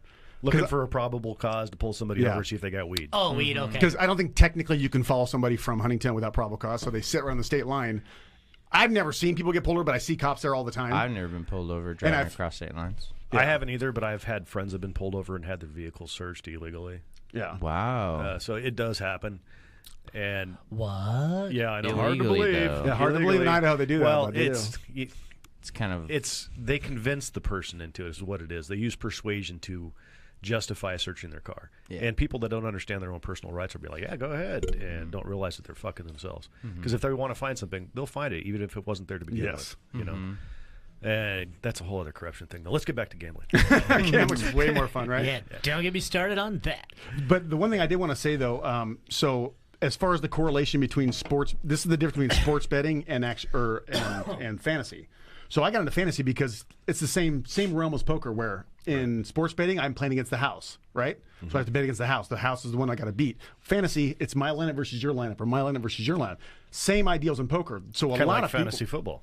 That's what I'm talking about. Oh, that's okay. What I thought fantasy poker. I was like, no, they have fantasy poker too, actually. But so fantasy football, baseball, basketball, it's basically begun this huge new industry of financial. Kind of like financial advising. You're doing the same thing as you're doing on the stock market. You're trading. You're finding value, and it's really a neat thing to do because I don't know shit about the stock market, but I know a lot about sports, and I'm good with numbers. So I got into it, and I fell in love with it, and it's so much fun. Now, you can make a living that way a couple ways. Right now, you can be your own privateer out gambling. Oh, yeah. But you can gamble for other people, right? You cannot gamble. So they came out of the law to where you can't technically you're not supposed to build lineups for other people. Okay. And you're not supposed to be like a Isn't team. that what the stock market is, though? An But investment? Right. That's exactly. Why, that's why, to me, it's like as we evolve, yeah. it's going to be. There already is. There's already guys that are teams, and I don't give a shit. Like most of them that are out there, they're the best players in the world. I'm telling you right now, I know a lot of them, and they're talking with the other best players, and they communicate with the best players, and they're some of the smartest minds because they work in teams, because they talk. Because your average Tom, Dick, and Harry who just wants to play $100 on Sunday has no fucking chance of winning, and it's not because they can't beat it. It's because it's a skill game. Like that's why. Just like investing, people can't just make money because you pick a good investment. Investments are professionals. It's a skill game. And it's the same fucking thing in and fantasy. on a team, if you're managing it right, each guy's going to have a different type of skill to add to that team. Absolutely. To look at a you're line talking about value. You're talking about like high points. You're talking about like what's their floor, what's their ceiling, and there's so much involved, and it's a lot like investing in stocks. I actually there's two guys I work with that yesterday they had a third person join their little fantasy football league, and I've never been into it. I'm not a sports guy too much except for like martial arts and stuff, but I sat and listened to it just out of curiosity because I've known these guys for 20 plus years, and I'm like, yeah, fantasy football, whatever, fuck. And so they were bringing this new guy into their group, and they were explaining how to pick, how to choose your different players, how many points you're going to get per game, depending on what that person does. I was like, wow, that's actually pretty interesting. Oh, it seems to me like a huge time sink though. If you want to be good at it, you got to invest a lot of time. It's a job. Yeah, it's a full-time job. Like if you want to be successful at it, it's a full-time job. If you want to just fuck off and lose on the weekends, you can do it. 'Cause that's what most people do. How often during the week are you actually in the moment, like money's on the line?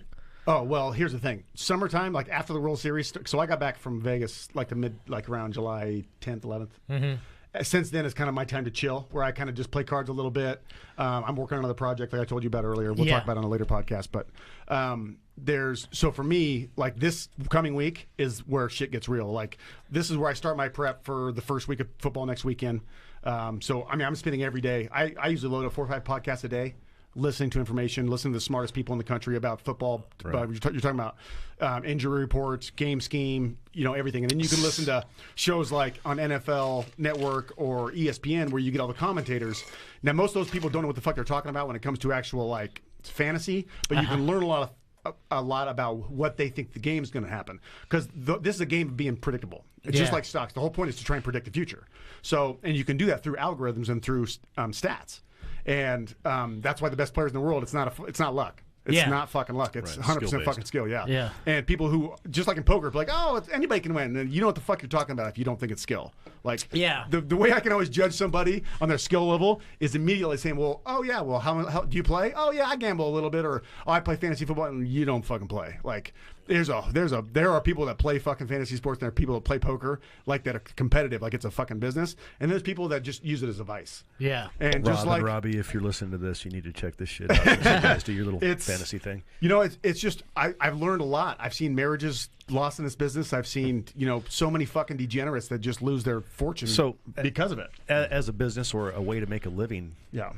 And I don't know if this is a correct question, but what kind of money do you make on a yearly basis to live on? It's always up and down. Really? Like it's volatile. There's no margin saying on the high end I make this, the low end I make this on average. No, honestly, I don't like to say it because they don't claim it all. Right, right. And a lot of states where you make money cash wise, you don't have to claim it. Oh, so yeah, like even in Oregon, like when you play social gaming, you don't have to claim your wins. Wow. But I imagine you've been doing it how long? Way to be underneath the radar. I've been playing cards. Oh God, I think I first started playing cards when I was about 23, 24. Wow. So you've been doing it 15 years. Yeah, and so full time, probably you're probably more of a pro like your last maybe 5 years where you found it. Even if that, honestly, it's taken me probably to learn how to live. I went back to college, put myself through college playing poker to try and go out and get a job, and it's like I didn't want to get a job. I want to build a company, or I want to do something. Like I'm not going to use this just to get a job.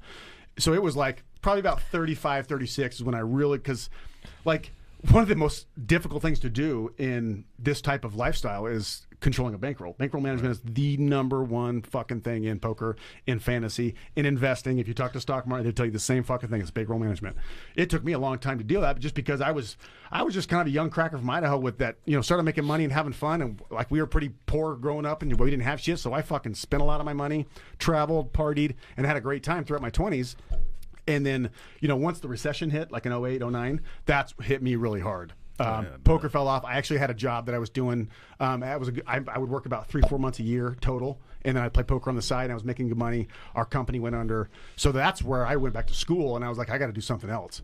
And so I've always had my poker background to kind of fall back and pay my bills and do my shit, but I've never had it made enough to really get up there and, you know, put $1 million on the line or nothing like that. Right. So it's that's still cool though, because I mean, people when they look at careers and jobs and stuff, you're doing what you love to do. Set, I wake up every day and like I tell people, exactly, you're waking up and going 10 hours a job you fucking hate.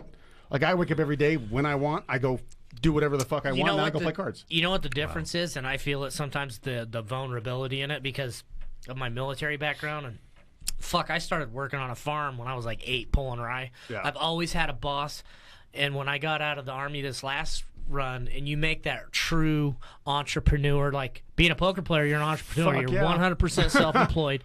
There's no guarantee. Yep. That is a fucking scary world to be in. And there's some months, it doesn't matter how many doors you bang on or how hard you work, you're going to goose egg. But like you just got to keep, and that's what like sounds like now that you're leveled out and making a pro living at it because you figured it out. But it took me a long time because I never had a mentor. I never had somebody teach me this shit. Like I'm from fucking Idaho where poker's illegal, and I'm the only person around here who does it for a living. Yeah. So it's not like I had somebody to fucking look up to and tell me when I was fucking off. Like, and I was stubborn anyway, so I would just pretty much do whatever the fuck I wanted anyway. So. You know, I had to make those mistakes, and I had to make those, you know, those pitfalls throughout life to really figure out, okay, I mean, like, I used to spend my money and travel and go shopping and always have fancy clothes and all that shit. And, dude, I am the tightest motherfucker now. I don't spend money on anything except for, like, my daughter or gym clothes or, like, bones for my dog. Yeah. Like, I just don't because I realize, like, to me, that's more money that I can use later on to invest or work with or whatever. Yeah, and it's tough to really, I think a lot of people fail in either real estate or whatever self-employed venture they go out into because of those insecurities. And I even feel them sometimes, like, because it's good to have something consistent, but in reality your job's only secure as the motherfucker that holds it. Yeah, exactly. And even in government we found that can be taken away, so having a skill you love to do, and see, I can take that skill and I can basically go anywhere and do it too, for basically outside of Idaho. Because I mean, like, there's poker in almost 3/4 of the country. So like, I mean, I can up and move and I can do whatever. Now, best world for me is if online poker came back, I could not leave my couch and make a really good living. Yeah. That to me would be like the best thing to happen. So I think my point with that is, like, a lot of people say, "Oh, you're doing what you love. That's great, and it's a dream." They don't realize the consequences of not performing. Yeah, and like that's the good thing is you get to go up every day and you have you get a paycheck and you have somebody's going to pay your insurance every day. And if something happens, like, and you have a shitty day or a bad day at work, you're still getting a check. Like I don't. Yeah. Like when I go out there and if I lose 10 grand in a fucking night, which I've done plenty of times. Yeah, you might be in the alley sucking off. No, I'm just kidding. Right. No, but you're like this one time. I think the one thing is I've never been so comfortable going broke so many times once you've done it. And every poker player who's ever done it's gone broke. And if they haven't, they're just lying to you. Because the best players in the world have all gone broke numerous times. So what happens? Let's say I'm just gonna throw numbers out and guess. Let's say you're living average. You got $25,000 in the bank. Okay. You're going to these mid-range tournaments where you're betting $200 to $1,000 or whatever. Right. And you get to the point where you put all that money on the line and you lose it. All the 25 grand? Yeah. Where do you go from there as a poker player? Well, keep in mind, 10 years ago I would have done that. I'll never do that again. Because that's bankroll management. What did you do? Bankroll management. Okay. Bankroll management. That's the whole thing. Is like I used to, if I had 10 grand in my pocket, it was on the fucking table. If I had 20 grand in my pocket, it was on the table. You do that a couple times, even you can play perfect. You can be the best player in the world. There's still variance. You're going to lose. Yeah. Like you're going to get it in good and you're going to get drawn out. That's just part of the game. Right, because as much strategy as you have, you can't control the numbers at the end of the day. You just have to diversify. It's just like stocks. You don't want to have more than 10% of your portfolio in more than one. You want to have it diversified. You want to have it spread out. So if I'm playing fantasy with 1,000, I've got 1,000 online. I'm playing poker. I got 1,000. I'm playing live. So I've got money spread out to where I don't have to make it all in one spot. Like the idea is just keep making ROI. That's my whole idea. So it's like if I can just produce ROI every day and make decisions that will produce me ROI in the long run. I don't let the emotional side get the best of me anymore. When I was a kid, I did, where I would berate people for playing bad or talk shit. And I think I'm probably one of the players around who probably gets one of the things that I've overcome so much is the fact like when I'll take a bad beat or if I lost a $2,500 hand last week to my buddy who just felt like gambling. And like, it's $2,500 to a lot of people. It's a big deal. And it was like, I just got up and I was like, nice hand, fucker. Like, no big deal. And we shook hands and not big deal. Saw him the next day. We played again.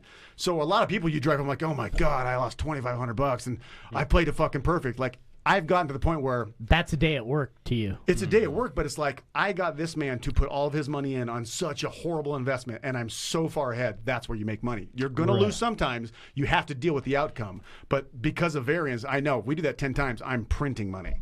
Absolutely printing money. Do you think there's a certain personality type that attracts people to this type of lifestyle, type of work? Well, there's probably two. There's the people who succeed in this business are people who are intellectual, don't live like an emotional life to where everything's emotional, and then there are people who use it as a vice, which are people who want to gamble, people who go there to gamble, who want to go there to use it as a vice, get the stimulation of to feel the shit in your fucking arm. But it sounds like you have a real interest in the stats and the numbers too, which probably only aids.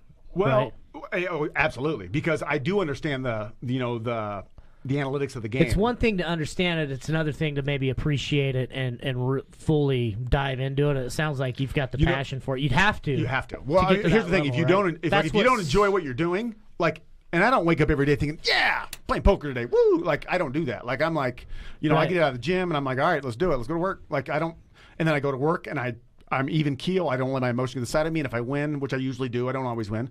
But you're trying to make money at the end of the day. And if you do, you go home with some money. If you don't, you come back the next day. And like every day, it's like a never-ending session. Like every hand is a new trade. Every hand is a new investment, and that's how you have to look at it. So as soon as that hand's done, you have to put it behind you.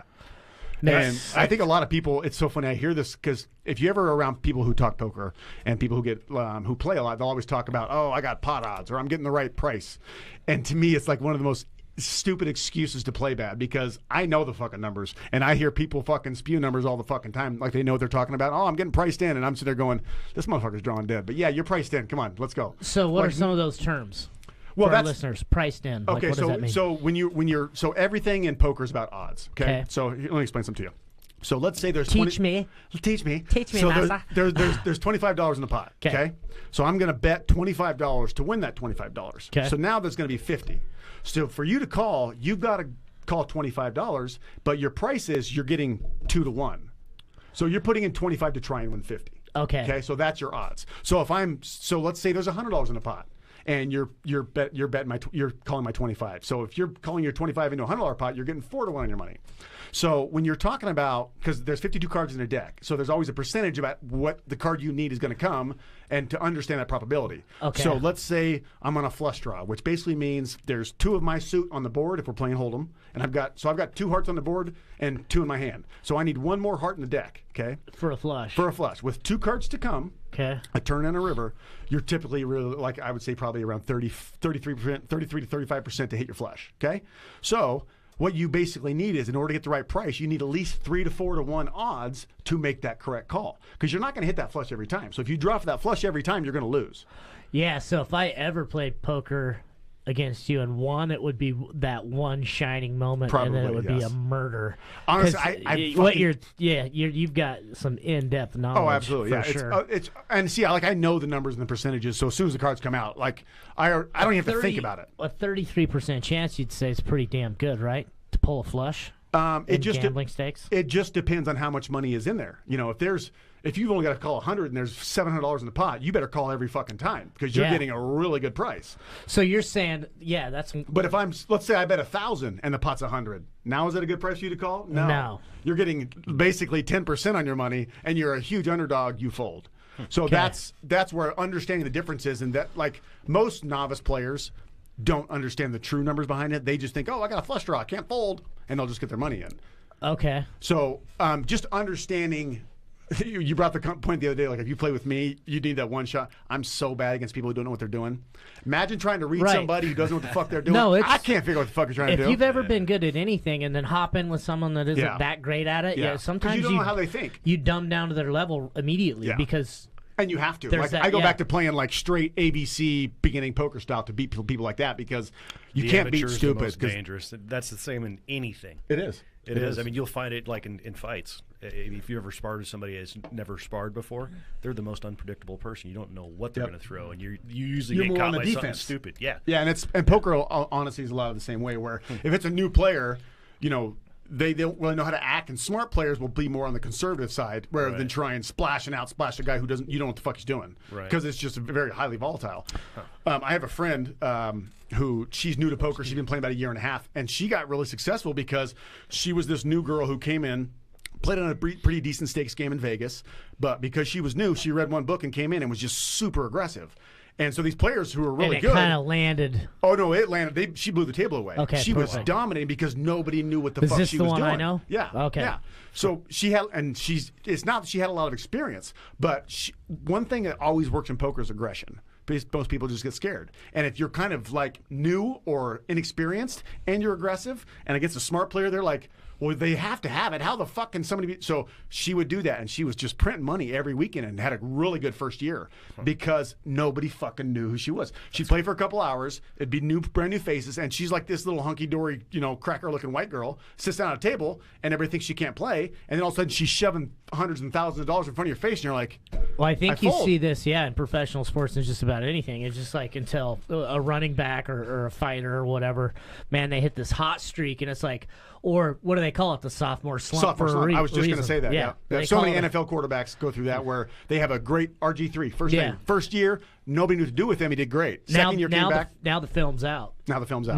Now you got professionals studying it, and they're going to fucking. There's going to be a big change this year if you watch the LA Rams. So she's going through that transition now, right? Who? Oh yeah, yeah. She is. So she had a really good summer, but she struggled in cash games towards the end because she started realizing, like, my big bluffs aren't working anymore. I'm like, it's because they're starting to figure your shit out. So you either got to adapt your game or find a table that still believes your bullshit. Okay. So it's all relative about where you're playing. Crazy. And what kind of, because poker's about a story. Like you're trying to sell a story, whether you have it or you don't.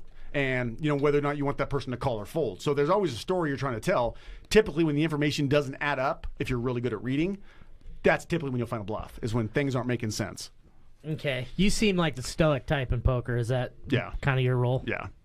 Usually. Are most? It depends. I think some people use different tactics at the table to try and maybe give off a perception of how they play. Like sometimes I'll show up with a game I've never played before, and I'll make some really loose calls, or I'll try and be a little overly aggressive to give the table an image that I'm kind of reckless and kind of fucking nuts. And then I'll settle back down and play tight, solid poker, and they won't know what to think. You want to reel them in and then boom. Right. So or if I'll show up to a table that's really, really good, I might show up and not play a hand, and then when I finally want to go after a pot, I'll just do a huge bluff and then show it so they think I'm fucking crazy. But then I'm not going to bluff again. So it's like if you don't play a hand, then you play one, and you run a huge bluff, and you're like, these guys are like, what the fuck? They don't know how to. They don't know how to. So you have to be unpredictable. The best way to play is in poker is to be unpredictable. Yeah, yeah. Because like I said, poker is so much about like analytics and prediction, and kind of trying to figure out the story and put all this improper information together to come up with a conclusion. If I can keep you fucking dancing and you can't figure me out, it's going to make you really difficult. There's actually two things you got going on. You've got the intellectual side where you're doing all your calculations, your statistics and stuff like that, and then you have the actor side where you're adapting different personas for your strategy, whatever it is. That's actually pretty fascinating. Yeah. And see, a lot of people because I didn't grow up playing online. I first started playing live. Where a lot of people who grow up playing just online poker, these guys are like socially fucking retarded when they sit at a table because they're just used to clicking buttons and nobody ever watches them. Well, now when you're bluffing, everybody's watching, so shit changes. Yeah, they're not playing with some guy from New Jersey who's like, oh, is that your wife over there? What are you hiding in your fucking mom's basement over there? Yeah, like, there's so many of those guys. Give me her number, dog. And he's all. Well, that's a different game. Mom, Milo! They're trying to get in their head. Yeah, I can see that as a strategy. Totally. So it's when I used to wrestle back in high school, I just wrestled. I didn't have a strategy other than use my techniques. But then I talked to a buddy of mine who wrestled in college, on the national level. He had strategies, mental strategies for getting in that guy's head. Yeah. And, as a young kid, I just never thought of it because I didn't wrestle at that kind of level. Yeah. But as I got older and seen what he was doing, I'm like, fuck, that makes perfect sense. Why wasn't I doing that? Of course, I was in high school. That's why I wasn't doing it. But it's the same thing you find in this. You got to have that mental strategy to fuck with somebody, to get in their head. You're not going to win in poker without being like you're just not going to find dumb people that win on a high level in poker. Like it's such a mental. Basically what poker is I'm going to make better decisions than you. That's really what the game comes down to. Is just I'm going to try and make better decisions than you. Keep them off their feet. So they can't make. So they can't predict what you're going to do. Let me ask you a question. If you took a guy like me, handsome, tall, no, I'm just kidding. Extremely handsome. very good dancer. and mesmerizing blue eyes. I said, all right, dude, I've got $5,000. I want to be a poker player, and here's how I'm going to do it. You're going to coach me. I'm going to be Mr. Traditionalist. Like, let's say this was football. I'm the football coach that statistically on third down and short, I'm always pounding the ball up the middle. Okay. If you take a conservative approach with a charismatic view on that actor side of poker, and that, like you said, the better decision making. Yes. Even though some of those decisions, me and you would know, like on a, should I kick a field goal here? Yes. And you kick the field goal and he misses. Those are going to happen. Absolutely. Absolutely. But playing like that, percentage-wise, are you going to be in the green? Oh, yeah. If you're good with your bankroll. And it's mainly because there's so many people out there who make mistakes. Like, I've thrived off people making mistakes. I tell people all the time. Matter of fact, I was talking to a girl this weekend at a tournament. Girl I played with for years, and she was like, hey, I'm getting deep. Do you have any good advice? And I was like, well, now the levels are going to change to where the earlier, newer people are going to really tighten up. This is where you need to get aggressive. And you start playing more pots and start making more moves because the people are not going to call because you're getting close to the money. So by being able to teach people about this kind of stuff and teach people, like, every hand is different. Every situation is different. And there's some strong fundamentals that I can teach you that can just help make your decisions in those really difficult spots just by being taught. Saying, okay, this happens and they come here and they check, you bet. Like, just certain different things in different scenarios. Right, that's what I mean. Like, you always have an answer, basically, to all those different stories. I mean, I've played enough hands to where I have enough. I'm not like a world-class coach by any means, but I've played enough hands to where I can take up somebody who's never played poker if I wanted to work with them, really. And, like, if it was like some type of, like... And you could take them to a beginner's tournament, and they just mop the floor, and they drive out in a Lexus. I wouldn't say, well, no, because you got to realize, in tournaments, it's not... Tournaments are so much about just, like your cards, and it's not always about just the player, because tournaments, you can have a good day of running good. Like, there's tournaments, I've seen shitty people win tournaments, and I've seen really good people never win tournaments just because variance, yeah, there's that. It's part of the game. It's like, and if you didn't have that aspect, if you didn't have the aspect of variance or luck, we wouldn't have poker, because if you just sat down knowing you're better than me every time we play, why would I play you? Like, you have to have that ability to try and outluck somebody or outplay somebody. Now let me ask you this. Being you frequent Vegas quite a bit, right? Like, you're there half of the year. Oh yeah, if not more. Not more. At least half usually. What is, if any, the influence of organized crime? Is it still tied into the casinos down there? And No. what is the impression with the Las Vegas PD down there? Because they've had some, like, tumultuous last 10 years, and then you had the shooting down there. What's the... I guess the consensus, because you can basically call yourself a resident of Vegas with that shooting happening at the concert. Oh, yeah. With the PD had a lot of controversy before the shooting. Right. And so, like, as a community, since you're from there, like, what's the environment like down there? You know, it's different because, like, it's weird. It's like there's a community of people that work in the city, that work in the casino industry, whether they're called industry people, whether they're called people that play poker, or if you're involved with something in the casino industry, there's those people. And then there's people outside of that who live in Vegas that just live like a regular town. Plumbers and... Right. And a lot of those people you're going to get are going to be a lot of conservatives. Like, you're still going to get a lot of Republicans, conservatives down there because of that. But in the city of, like, where everything goes, in the casinos, it's just a different crowd. So... You know, you're going to meet a lot of law enforcement down there that are very old school, that are very, like, conservative, all about good old boys club. Yeah. Exactly.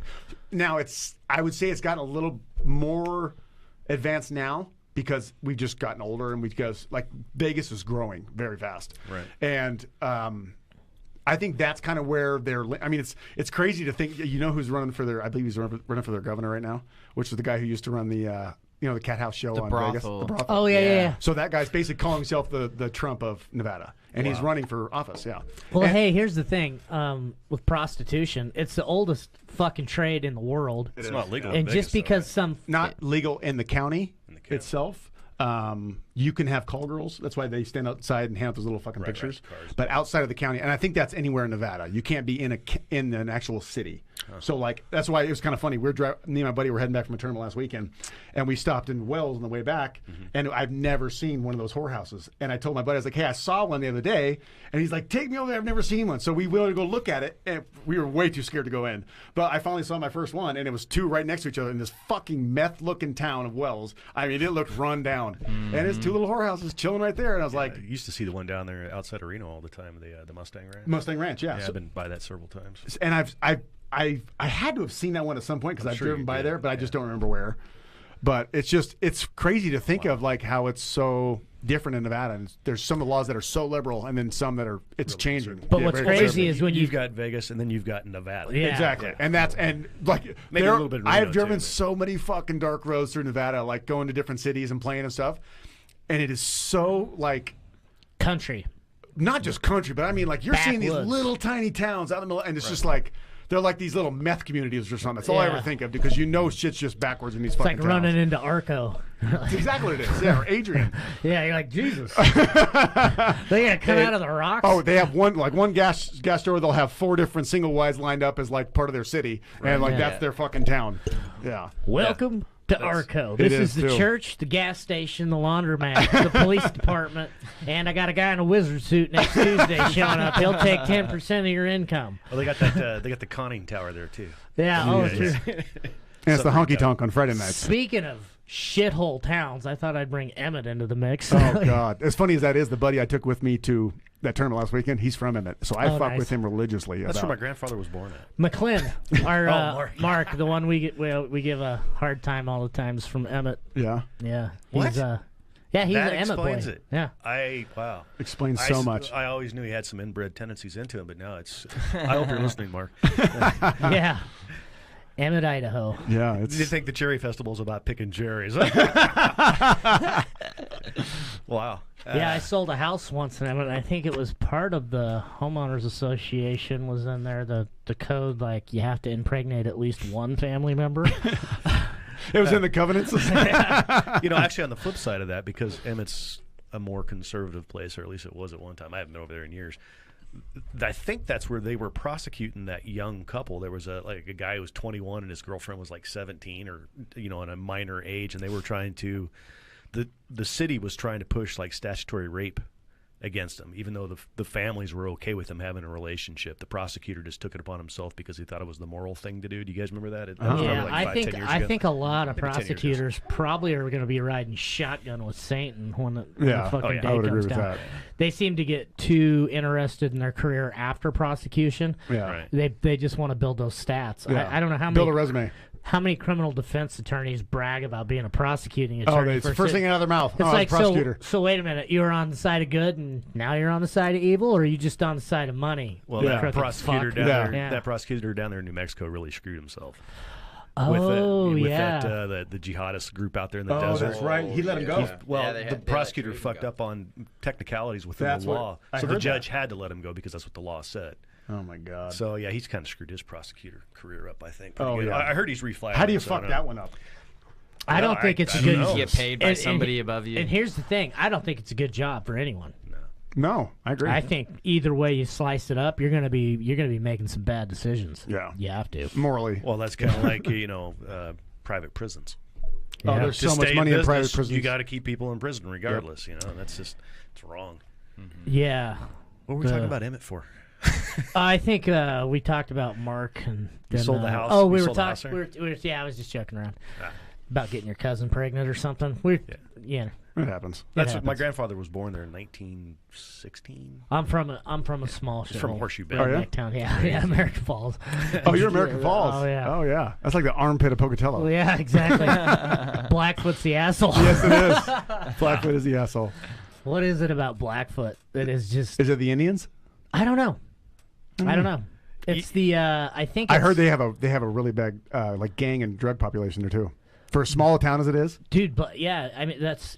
What else are you going to do in those towns? Right. A lot of small Southeast towns Idaho Fair. Well, and I think too, keep them out of trouble. You have a lot of poverty in small communities because there's not a lot of economy. Right. And when their whole economy is run by the Mormon Church, it's like Yeah, that's a big factor down there. The tribe over there on that side of Idaho has always had problems as long as I can remember. There's always been some kind of problem. And I think it's part of the culture, because if you go up north, like the Coeur d'Alene tribes and stuff like that, they don't seem to have as many issues as like the tribe over there. And what's the name of the fucking reservation? Fort Hall. Yeah. Fort Hall. Yeah. And I don't know why that is, but I think a lot of it is just they live in a depressed area. Yeah, I think the Coeur d'Alene Indians are making bank off of gambling and everything else. Oh yeah. I try to not be so. When I was younger, I would be more judgmental towards someone maybe that came from a community. And they either went to prison, let's say a gang community, Inglewood, something like that. You have your stereotype of views of people like that. But now that I'm older, I try to say, fuck, what would it be like to grow up in that situation? Right.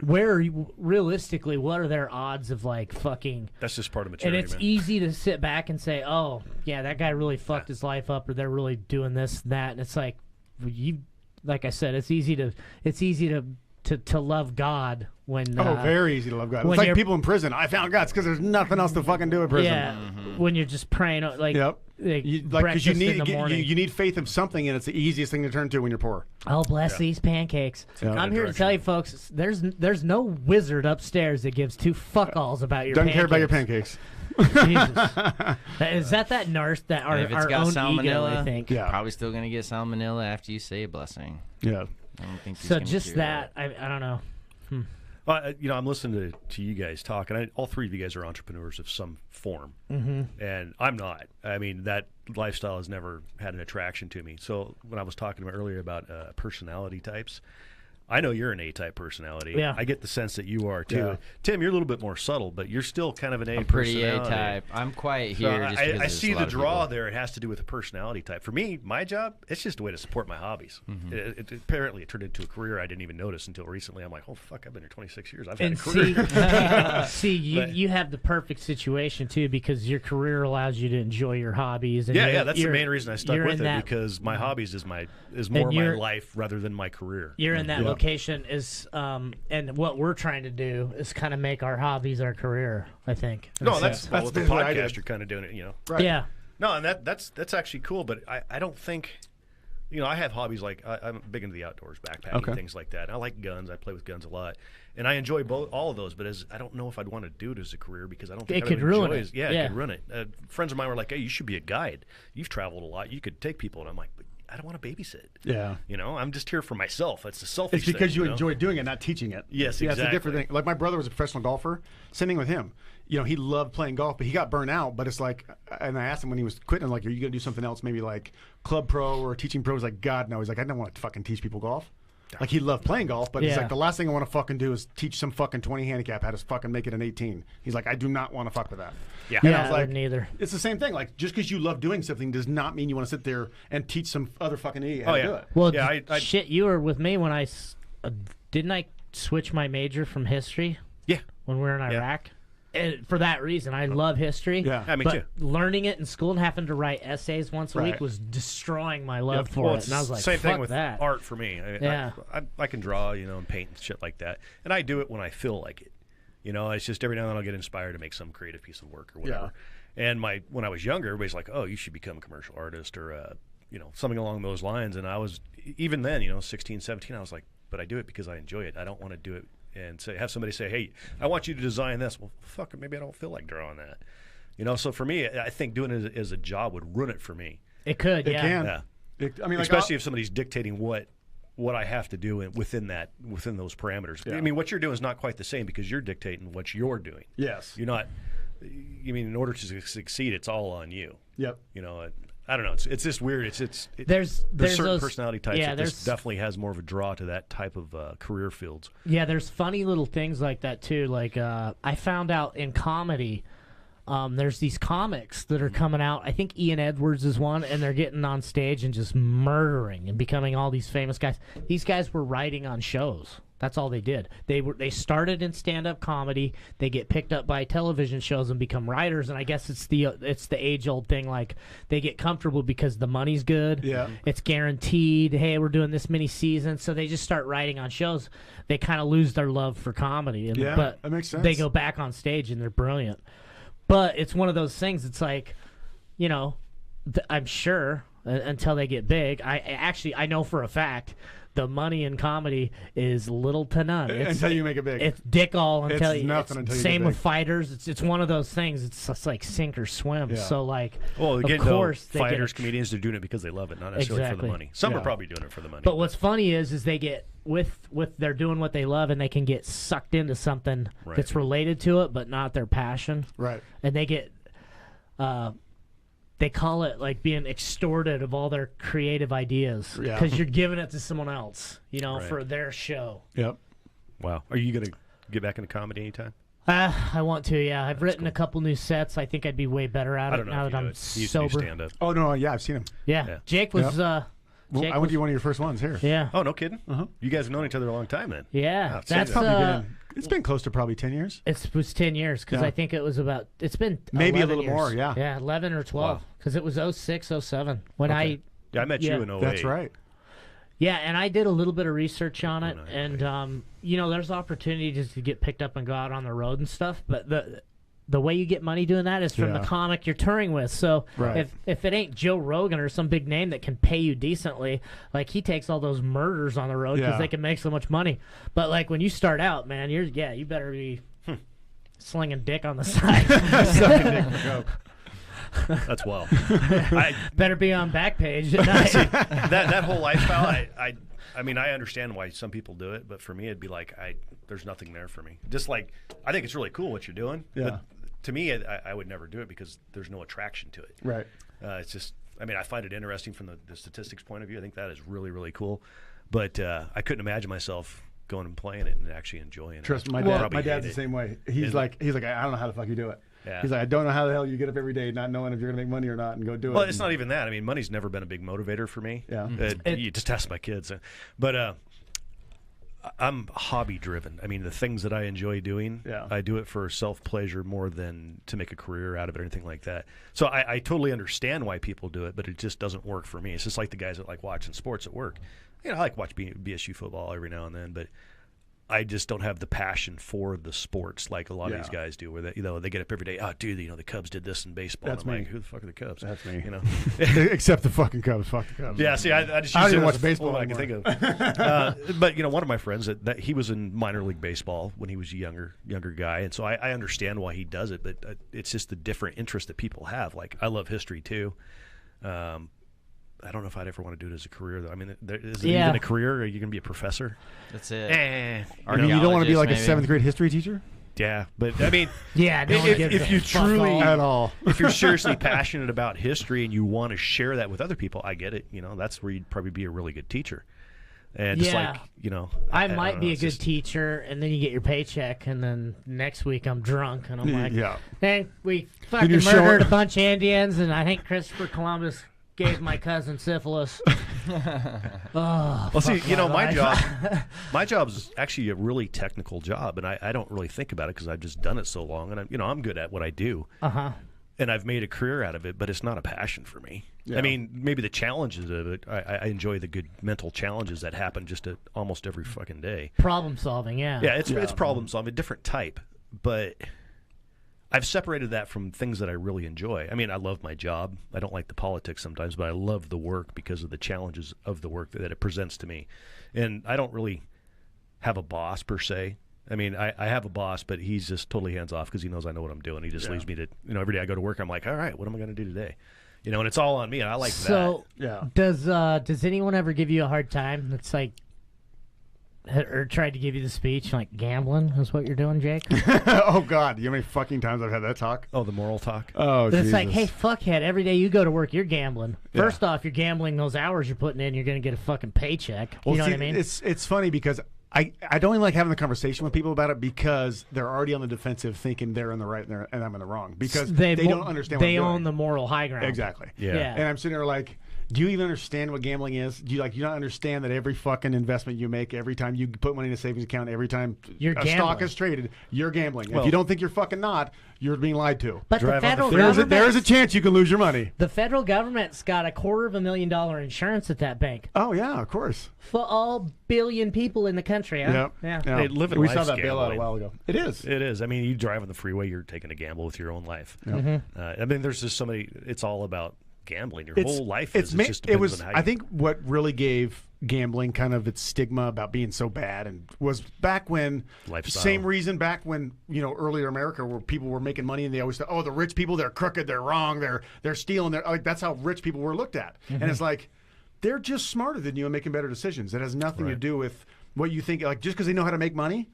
Like I think some people get so like maybe pigeonholed into thinking that they're always right and that they know what's best and they have such a good higher moral high ground, and it's like you don't even understand that there's so many things that you do in this world, whether it's gambling or not, that you do based on the way you were raised, what you were told. Your religion tells you what to do and what you can and can't do. Like I've never had that.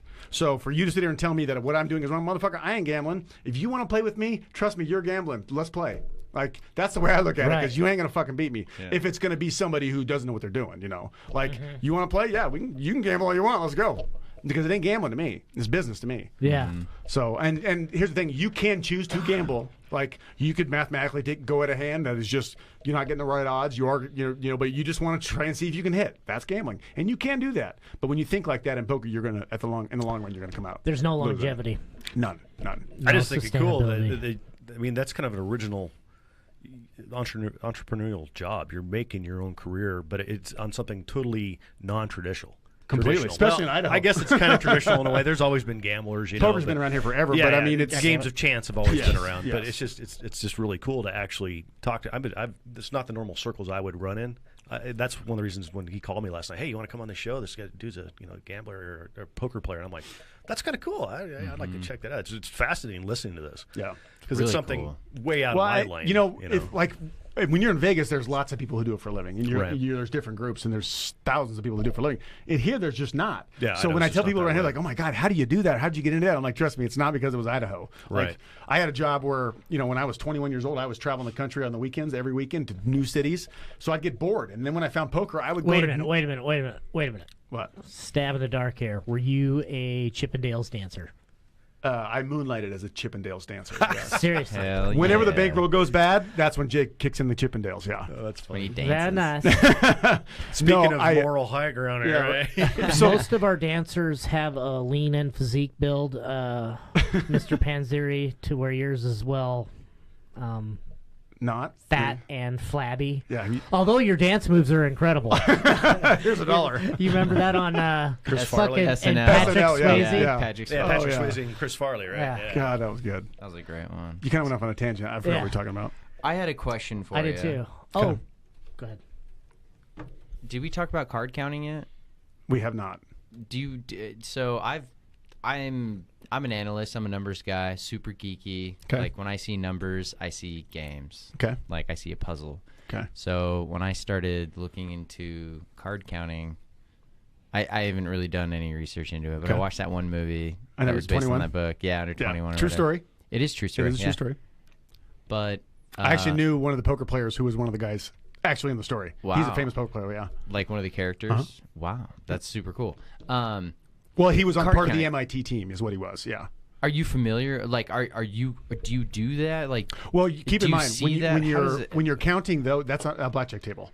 Okay, so and what do you play? We didn't even clear this up. What all do you play? Just How do you make your money? poker. Just For me, poker. mainly is Hold'em and Omaha. Okay. Yeah. So and what's the difference between difference the two? in Hold'em? So if you've seen World Series of Poker, any poker nowadays, it's not the traditional 5-card fucking. It's the Hold'em drop. Exactly. So you get 2 whole cards. There's community cards that are on the board. You start with 3. By the river, there's 5. You try and make your best 5-card hand using your 2 and the 5 on the board. Yeah. Now Omaha is you have 4 in your hand. Same theory. The difference is you have to play 2 out of your hand and only 2. So you can't play 1, you can't play 3, and you can't play 4. And so you take any 2 out of here and any 3 on the board and make your hand. And Hold'em, you can play the board. You can play 1 card out of your hand. You can play 2 cards out of your hand. You can play no cards out of your hand, like I said, and play the board. You can't do that in Omaha. Statistically, what's the better game? Nowadays, it's Omaha mainly because the edge, like so many people have learned Hold'em now, and the edge has really gotten smaller because it's gotten a lot easier. So the games games are of tougher. knowledge, yeah. Exactly. Basically, the edge is gone a lot in Hold'em, so it's much more difficult to make money. Where people now, you're getting I've been playing Omaha for probably 7-8 years now, where a lot of people are getting into it new, so it's kind of like a new poker boom of Omaha, to where I'm ahead of the curve, so I can make a living at it, where a lot of people are just still shitty, so they haven't figured the game out yet. So it's a new game that was introduced? No, it's gotten more popular because like Hold'em got really big in the early 2000s with the poker boom, and that's when everybody said, "Oh my God, Hold'em!" And that was the one Hold'em. that I started playing poker with. Yeah. And then ever since then, people who got good at Hold'em, like there's always been Omaha, but just nobody played it but old white guys. Yeah. And now it's played in a faster format because what really makes the big intrigue as far as Hold'em nowadays is the no limit factor. There's always been poker, but nobody ever really played no limit. What's a no limit? Means you can bet everything you want in front of you at any time. So you can risk everything you want, and that's where that's the key to that game is applying the pressure. To where poker in the old days was called structure or limit, where if I'm playing a 20-40 limit game, every bet is $20 until the fourth card, and then after the fourth card, every bet is $40. You can't bet half, you can't bet more. So you bet each round that they're dropping cards. Yes. So every time that they do the card drop, you throw $20 in, and or you can check. If somebody bets, the increment is already established. But it's within increments of 20s or whatever they. Or how there's are they a 1-2 game. There's a 5-10. There's a 10-20. There's a 80-160. There's what? That's crazy. What's an 80-160 then? So what is small that? blind and a big blind. Have you seen how that's played? So I don't even know what that means. What's a blind? Okay, I'm sorry. I'm interrogating you. No, right it's now, fine. but I'm I'm interested. So you've heard of an ante? Yes. Okay, there's no antes in poker. In Hold'em. There's no antes, except in tournaments later on. No just think of no antes in Hold'em, okay? So the only way you can really start action is you have to have forced blinds, which are, say he's the button, the first person to his left is called the small blind, first person to my left is called the big blind. So then you would be the first person to act on your hand when you get cards. And then it goes around in this order. So that way it puts money in, gives an incentive for people to play. Because if there was no money in the pot, who's going to play? Yeah. So that's what starts the action, and then the button rotates. So everybody has to put in the same amount of big blinds as the table rotates. And then, so before the flop comes out, say you're first to act, and say we're playing 5-10, and you raise to 25, and he calls 25, and then I fold, and then he calls 25. So now you have 25, 25, 25, and my $5 in the pot. So you have $80 in the pot. Now the flop comes out, and then he's first to act. So then he would either check or bet. And the flop is the first card. First three cards. So the first flop is. They do the three cards. And then they drop one to you. They drop a fourth card. No, they don't give you any more cards. Oh, you get two at the beginning, first. And that's it. Gotcha. And then the 3 comes out, and then there's a round of betting. There's a fourth card, which is called the turn. Round of betting. And then the river, which comes out, same thing, round of betting, and that's it. Okay. So that's Hold'em. Omaha's played the same way. The difference is, like I said, you have 4 cards, and you have to play 2 out of your hand. Typically in Omaha, there's a high-low and a high-low game, which means half the pot goes to the highest hand, half the pot goes to the lowest hand. Okay. So that's probably my specialty game is high-low. So do you not play blackjack? No, because blackjack is considered gambling. It's a table game. So anything like blackjack or like if you see like Caribbean Stud or any of those kind of games like in a casino like that, those are all what's called the pit. That's where all the gambling is done. So when you go to a poker room, you're not going to see blackjack. You're not going to see craps. That's where just poker tables, a dealer, and people playing. So it's a completely different environment. Totally different area in the casino. Completely different area. Holy shit. I've been to casinos, and I've never thought about this before. Like if you go to Jackpot, their wonderful casino Cactus Pete's. Yeah. When you walk in, they have that one big row of gambling right there. And then none of that's poker. The poker is way back down the hall past the check-in in another little poker room. That's kind of how the MGM was. Everyone. I didn't even notice Typically that. in Vegas, every poker room you're going to find is right next to the sports book because most people play poker who like to watch sports games and gamble. Because they're doing the same thing. Because you could walk right next door, put $100 on the game, and play poker and watch a game. Yeah. Which I did. I still do. It's fun. Let me ask you this: It's like have you ever laid had by 2 chicks at the time, kind of? Kind of like 2 chicks at the same because time. you're like double stimulation at that point. Whoa, that's cool. I never thought about that. That's cool. No, me either. I lost my train of thought. Of course you did, Conrad. But so, have you ever been around like anyone that lost it all, went nuts? Any crazy situations in a poker room, or going all those times in casinos? Like, you ever see anything wicked? I've seen fights. I've seen definitely fights break out where guys get in a fight over a hand and people start throwing shit. I've never seen anything too crazy. I think I've probably seen more crazy shit in like the underground games in Idaho. Okay. Like where you just know of stories where like there's one guy, this is kind of I won't say his name, but we were playing, it was late in the morning and this guy was a total degenerate. I mean, he would play till late in the morning. And he gets a call from his wife, said, "Hey, so our kid's sick. It's like probably 2 o'clock in the morning. She's really sick." And he's like, "I don't know what to do, blah, blah." And he's like, "Well, what do you want me to do?" He's like, "Just take her to the hospital." And she's like, "Okay, meet me there. Make sure you're there." So she goes to the hospital. He stays and plays cards. And she calls him back like an hour later. and says, "What are you doing? If you don't have your ass there when I get there," she's like, "We're getting a divorce."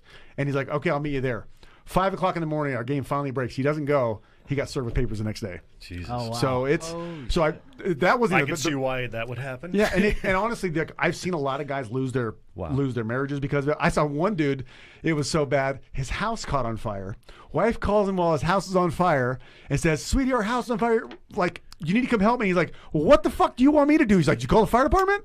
And she's like, "Yeah." And he's like, let the fire department take care of it. Same thing. He stayed and played cards while his fucking house was on fire. That's true story. There's some priority issues there, I think. Yeah, I've never had. Like I said, I don't. But those guys do it. Like I said, they do it for the gamble. They do it for the vice. They do it because they work a fucking 40-hour job that sucks, and they want to go fucking blow some steam off. Right. So we have a completely different mindset. Like when I sit down, I'm at work.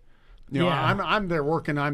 I usually got my headphones in. I'm not usually paying attention to what kind of stupid shit people are doing. You're not drinking or anything like that? No, never drink at the table. I mean, I probably have once or twice, maybe 3 in my life. I don't ever drink at the table. Famous celebrities that you've seen or played with? Oh, God. Tons in the World Series. Of in Vegas. Tons in the World Series, yeah. One guy I met a bunch of times and played with him, Oral Hershiser. Remember him? Oh, yeah. Big pitcher. Super nice guy. I met him. Pitcher for the Dodgers. Oh, okay. One of the, Cy Young Award probably, oh, yeah. Hall of Famer, probably one of the best pitchers to ever throw in L.A. Played with him a bunch. Super nice guy. There's our Michael Phelps. Played a bunch with him. Trying to think of some other guys. Oh, yeah, actually, one of the funniest ones was the swimmer, Michael Phelps, the swimmer? Yeah, Kevin Hart was one of the funniest ones I ever met because I first met him before he really got big. Because there's like in L.A., Commerce Casino's one of the biggest programs in the country. And L.A., that's, people go there. So the first time I played with Kevin Hart was actually at the Hustler Casino in a tournament he was hosting. And I played with him and met him. And this was before he got big. This was like right before 40-Year-Old Virgin came out. Oh, yeah. So he wasn't really big, but he was still fucking hilarious. And he's just a little fella. But he was funny and it was cool. And then you see him go big. I'm like, that guy's, he's actually pretty cool. Like, he's a funny dude. That's awesome. That was one guy. I tell you, one crazy story was I met and played with, it was, God, what the fuck is his name? Lionel Richie. Lionel Richie's godson. Oh, shit. So Lionel Richie's godson, no bullshit, we're playing. I meet this guy, and he's horrible at poker. Absolutely horrible. But we become buddies. We start talking. And after a couple hours, he's like, "Hey, I got invited to this really good game." He's like, "It's way better than this." He's like, "You want to come?" And I was like, "Well, where's it at?" And he's like, "Oh, it's in Studio City. It's in a club above a club." And I was like, and I've never done the underground scene in L.A. before. And I've heard about it. And if you've ever seen the movie that just came out, it's called Molly's World. Okay. Watch the movie. It's a true story about a girl who ran games it's a fantastic movie. I love it. But anyway, there's a lot of underground games in California because it's legal. And, if they're not taking a rake, it's legal. But because poker's technically legal in California. Okay. So anyway, go with this guy. We're cruised by his house. And I didn't think much of it because it's like this skinny little dude. And he was on the Real World, too. I can't remember his fucking name, but he was on Real World like 8-9 years ago. Okay. From MTV. So he's the one who got me into doing it. So anyway, we go to this game, and I can tell he's a fish. It's a huge fish, which is why they're inviting him. Sucker. Absolute sucker. Okay. So we go to this game, and I walk in, and I've never been to a game like this before. So we go in, I think I bought it for like $2,000. A couple guys had $2, $3, $5 grand in front of them. And there's a stripper pole behind me, full liquor behind me as well. And so we start playing, and these dancers coming out, and I'm not bullshitting. There's strippers right next to us playing, and most of the guys that aren't even playing cards are just throwing chips at the strippers. Like, they're more focused on throwing the strippers money than us playing.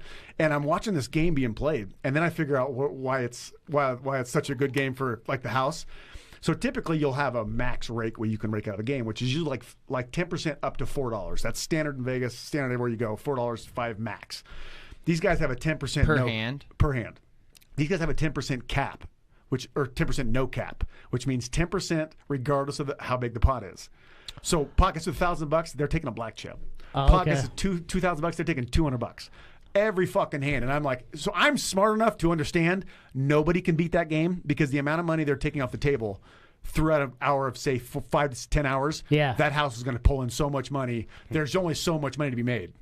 So understanding that, I only played there once, and I'm like, yeah, this isn't a game where you make money. This is a game where you show up, you get drunk, you look at some naked bitches, and you fucking lose some money. Yeah. So I never went back there again, but I started to see kind of what that atmosphere was about, and I was like, wow, this will open up poker to a whole new thing. Yeah. But the one game that I wish I could have went to, so last summer, you guys know who Dan Bilzerian is? I do, yeah. Okay. So I got invited to one of his games, and they don't invite, in order to be there, you can't technically have any final tables of the World Series, which I don't have. So even though I was a full-time player, I don't have any final tables at the World Series, so I was allowed to play. the only problem was I didn't have 100 grand to buy in because it was 100 grand minimum. So I was like, don't have that. And I actually had a guy who was going to back me for it, and then things fell through, and I didn't end up playing. And it was funny because the guy called me the next day, and he's like, dude, I went to that game, and I just showed it out. He goes, dude, he basically said there was, like, Tom Cruise was there earlier and left. There was super big celebrities that go there and play there because it was one of those big fixed games to where he brings all these fish in. Because if you know who Dan is, Dan claims he made all his money from poker. Yeah, he didn't make his money from poker.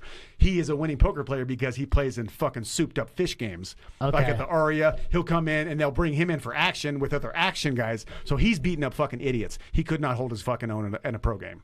He plays a lot of high stakes cash games, but they're all set up games. He's not playing against top tier players. So someone's setting it up for him. Exactly. He made his money from his dad's Ponzi scheme.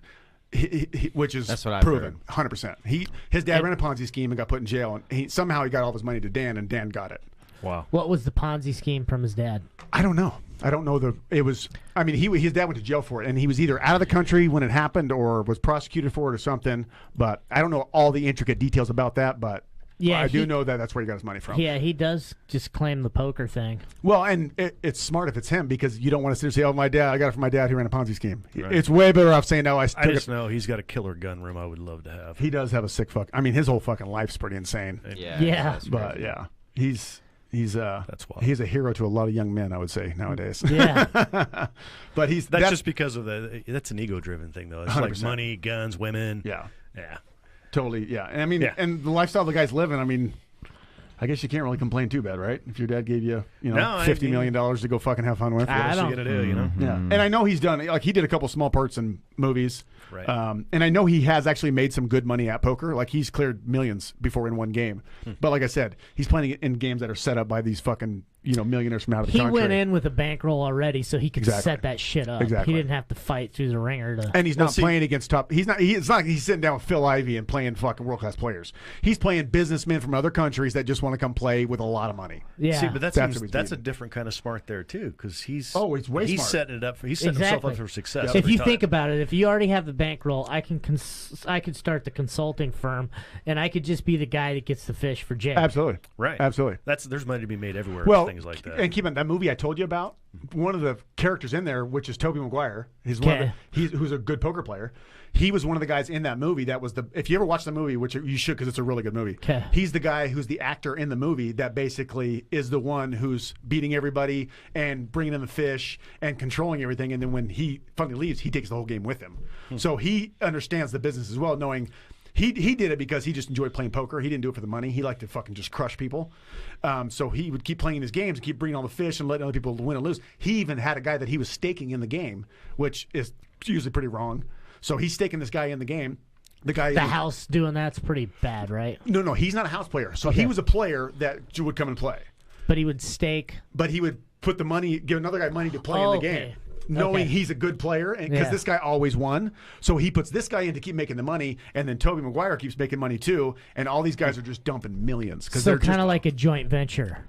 Kind of in a way, because like typically you can stake people, but you can't stake people at the same table. Like I mean, in the rules of poker, it's not allowed. Right. But how do you catch them? Like, you could be in the bathroom and say, "Here's $1,000, go play," and then just play on your own, and then So there's ways to go about doing that kind of shit. That's wild. Yeah, it's and like. So Commerce Casino is one of the dirtiest casinos in the country. Which one? Commerce in L.A. Okay. It's one of the biggest, but it's also, I mean, there's people left and right that play with each other, that work. Yeah. So you really got to know in the world of poker where to play, who to play with, how to recognize games that are bad, how to recognize games that are good. Yeah. Oh, wow. So there's a whole other business side to it. Well, I like your answer with the organized crime, too. You're like, no, absolutely not. No, it's moving on. It's not. Yeah, right. No, new subject. No, it's mainly because Vegas has gotten so corporate. Cool. Like, everything now is so corporate. I mean, like, you have to pay for parking now at every MGM property. And these are all because, corporations come in and realize, stop giving shit away. They'll pay the money anyway, which isn't like it was back in the day. It's just a different mafia is all it is. It is 100% different mafia. Yeah. There's way more shit they got to pay nowadays than keep it on the books, where mafia didn't have to keep it on the books or pay taxes. Yeah. These guys got to pay taxes, so they got to make more money. That's why, dude, the days of getting free rooms and free shit in Vegas are fucking done, unless you're in the pits dumping lots of money. Like, even as a poker player, I used to get free shit all the time, because I would still be down there playing a lot. Nowadays, poker players don't get shit unless you're gambling. Unless you're in the pits, dropping thousands, playing rolling dice. And how do they know? You just... No, player's card. You give me a player's card, they track your play. Okay. So and it goes by how much you bet on an average per hour. So if you're betting $25 a hand of blackjack and you play for 2 hours, they can figure out how much money that you're putting in play, whether or not they want to bring you back or not. So the more you put in per hour and play per hand, the more incentive they have of flying you out there and having you come do it again. Okay. So you're always rated. So, but it's amazing subculture here I don't even know about. It's just like, whoa. Dude, going to Vegas, most people don't realize that if you don't know what you're doing, you're gonna fucking pay out your ass. Like you have to know how to not cut corners, but like how to beat Vegas, because everybody goes there. Oh, what does everybody say when they go to Vegas? I'm taking $3,000. I'm going to lose $3,000. Like everybody goes there to lose money. So if you can just figure out how to get on the right side of it or to not lose money like them, you can make money. And like with players cards, everywhere you go, you ever want to gamble, you ever place any bet, use a players card, because as soon as you use it, that you get rewards for that. Like that's how you get a free meal. That's how you get other free shit. Because back in the day, they didn't have players cards. They just gave it to you because it looked like you were gambling a lot. So now everything is tracked.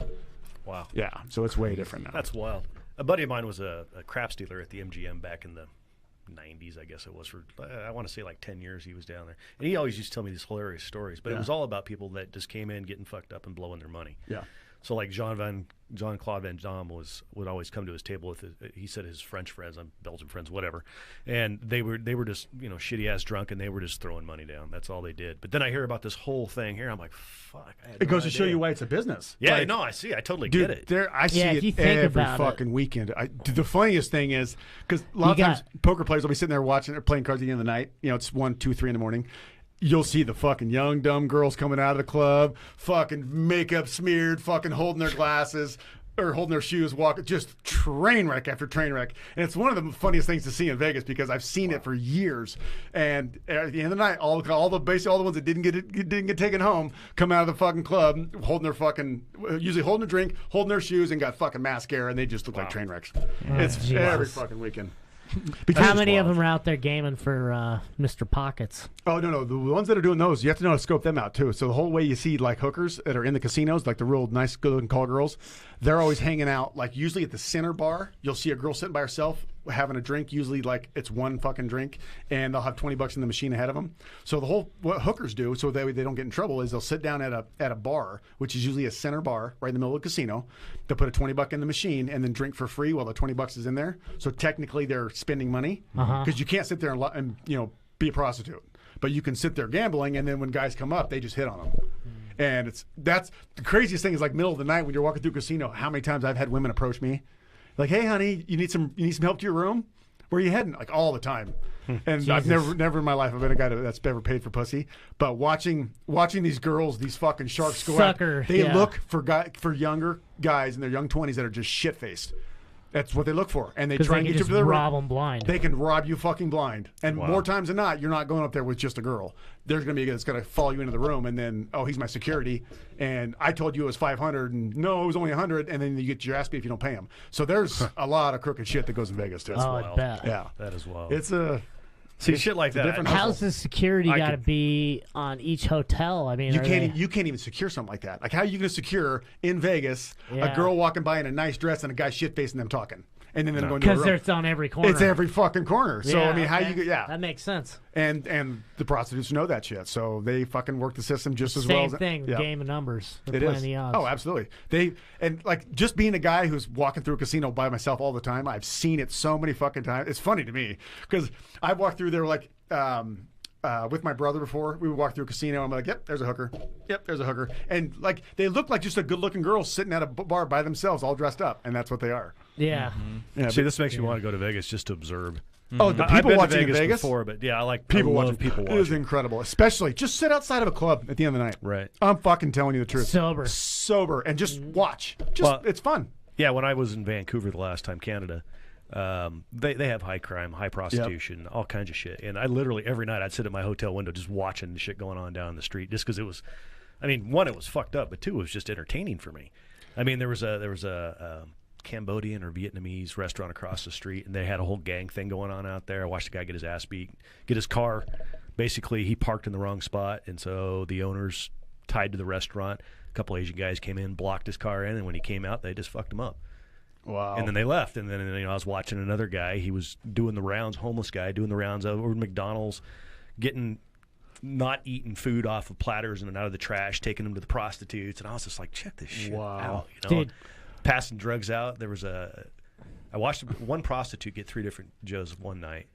And that same guy who was getting the food, one of the prostitutes was pushing a baby carriage, and he had drugs in there he was taking and then selling people on cars. I mean, it was I was just totally thrilled watching this. Is fucking awesome. Vancouver. The one time I went to Vancouver, I went there when I was. Place. Oh, dude, it is now. I had this fucking tramp stamp on my fucking shoulders from the time me and my brothers went to a fucking Motley Crue concert. Really? And one of the only things I remember from that fucking trip was we went to this club, and it was called The Club, and it was a strip club. Is that down in Gastown?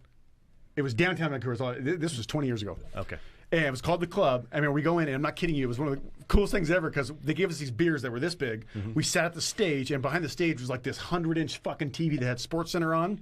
So I thought we were in heaven. I got sports on. I got a huge-ass beer. And this is the first time, like, I'm 19 at the time. Right. Drinking beer and seeing naked girls come out. Because you can't do that in this country. No. Yeah. And I'm just like, oh, my God, this was what heaven feels like, right? Back in the late 80s, I was stationed at Fort Lewis, which was about 2.5 hours. Yeah. And we used to go up to Vancouver on the weekend. Same thing, except for I was like That's why we went there. My brother was in Fort Lewis. Yeah, same thing. Yeah, we drove up there from Good Astoria, times. Coast Guard. Yeah. And I ended up at some, Yeah. like, Russian mob party, after party, and we figured it out, and we're like, we gotta get the fuck out Probably of here. not a good place for you. First off, like, we're leaving this... Yeah, we're leaving I could tell this- a really good college story, Conrad. Yeah. We're leaving this. I've got no. a lot of good stories. We're leaving this fucking place. What time do they stop serving alcohol in Vancouver? They still do, right? I don't even think they stopped, do they? I don't know. This was like 2000 so. and I don't think they stopped. so there's 3 of us, and I just remember one of my buddies had robbed this chick that we'd kind of met and got on a date with. Took a wallet. Did out you of say her. robbed? Yeah, and he's a coast. Like these chicks were crazy. Anyway. Oh, it's the chicks that are crazy, and Yeah. you guys robbed them. And we end up in line at a gay Poor guys. club with the young, naive kids. We don't know what the fuck we're doing. And somehow we get the idea that we're going to go to this after party this guy on the street tells us about. And, like, something finally went off in my head, like, this is a bad idea about the time we were pulling up. So we're out of downtown Vancouver. We're in, like, the industrial part where all the heroin needles and the boats are at. Yeah, Hastings Street. That's where I stayed. And like this, sketchy. like factory. This taxi driver goes, "This is where you guys are going." And it's like this, like a big Quonset farm shop type factory thing. And I'm like, this is not good. Well, we go up the stairs and they open the door and there's these like insanely large, like Eastern Bloc European type guys. No shit. Yeah, and a bunch of people in there, and I'm just like, we got the wrong spot, and ran out of there. Oh, Can't say I blame you. Because I thought we would have got robbed because they were like it was an after party, Yeah. right? But then in the back of my mind, I'm thinking, what if the after party's just for us? The code word is, yeah, you guys are the only ones. You guys are the party. Hey, remember the last after party you went to in Mississippi? I'm sure. No, actually, you don't because you were passed out and carried home. That's why I don't drink anymore. We know you love to party, Frank. You should one of these days on the podcast. You should tell that story because that was a pretty fun night. Well, except for getting woken up at like 3 a.m. when I was still drunk and having John like, "Hey, where the fuck am I? I'm carrying Conrad." And I'm like, "What?" No, but yeah, it's an entertaining story. You're gonna need to save that one for next time. Yeah. that's a good story. I've been carried a few times. Yeah, tossed in the shower a few times. I've been there. Yeah. Partied hard. Yeah. Partied Thrown away hard. There used to It's all be a part of living. poster going around of some dude like wearing a helmet and like a pair of like tighty whities and Do you still have your pink helmet? combat boots, and there was like explosions going on around him. It's like no one parties like this guy. And I was like, that was me. Yeah. I can attest to that. I've seen him party, and I'm just like, yeah, I'm not that young anymore. I can't do that. There's been many times I remember waking you up, having to throw you in the shower. Dude, we got to get to formation. Dude, that was my brother always told me stories about when he was at Lewis. He goes, I'd party till 5 a.m. in downtown Seattle, drive back home, which is like a 45-minute drive. Yep. And he goes, I would be back to I'd have to be, go inside, change his clothes, get PT. Get to PT, and right before he goes, I would try and get there 10 minutes early so he could have his buddy give him a fucking IV. He said that was the whole key: is get there early.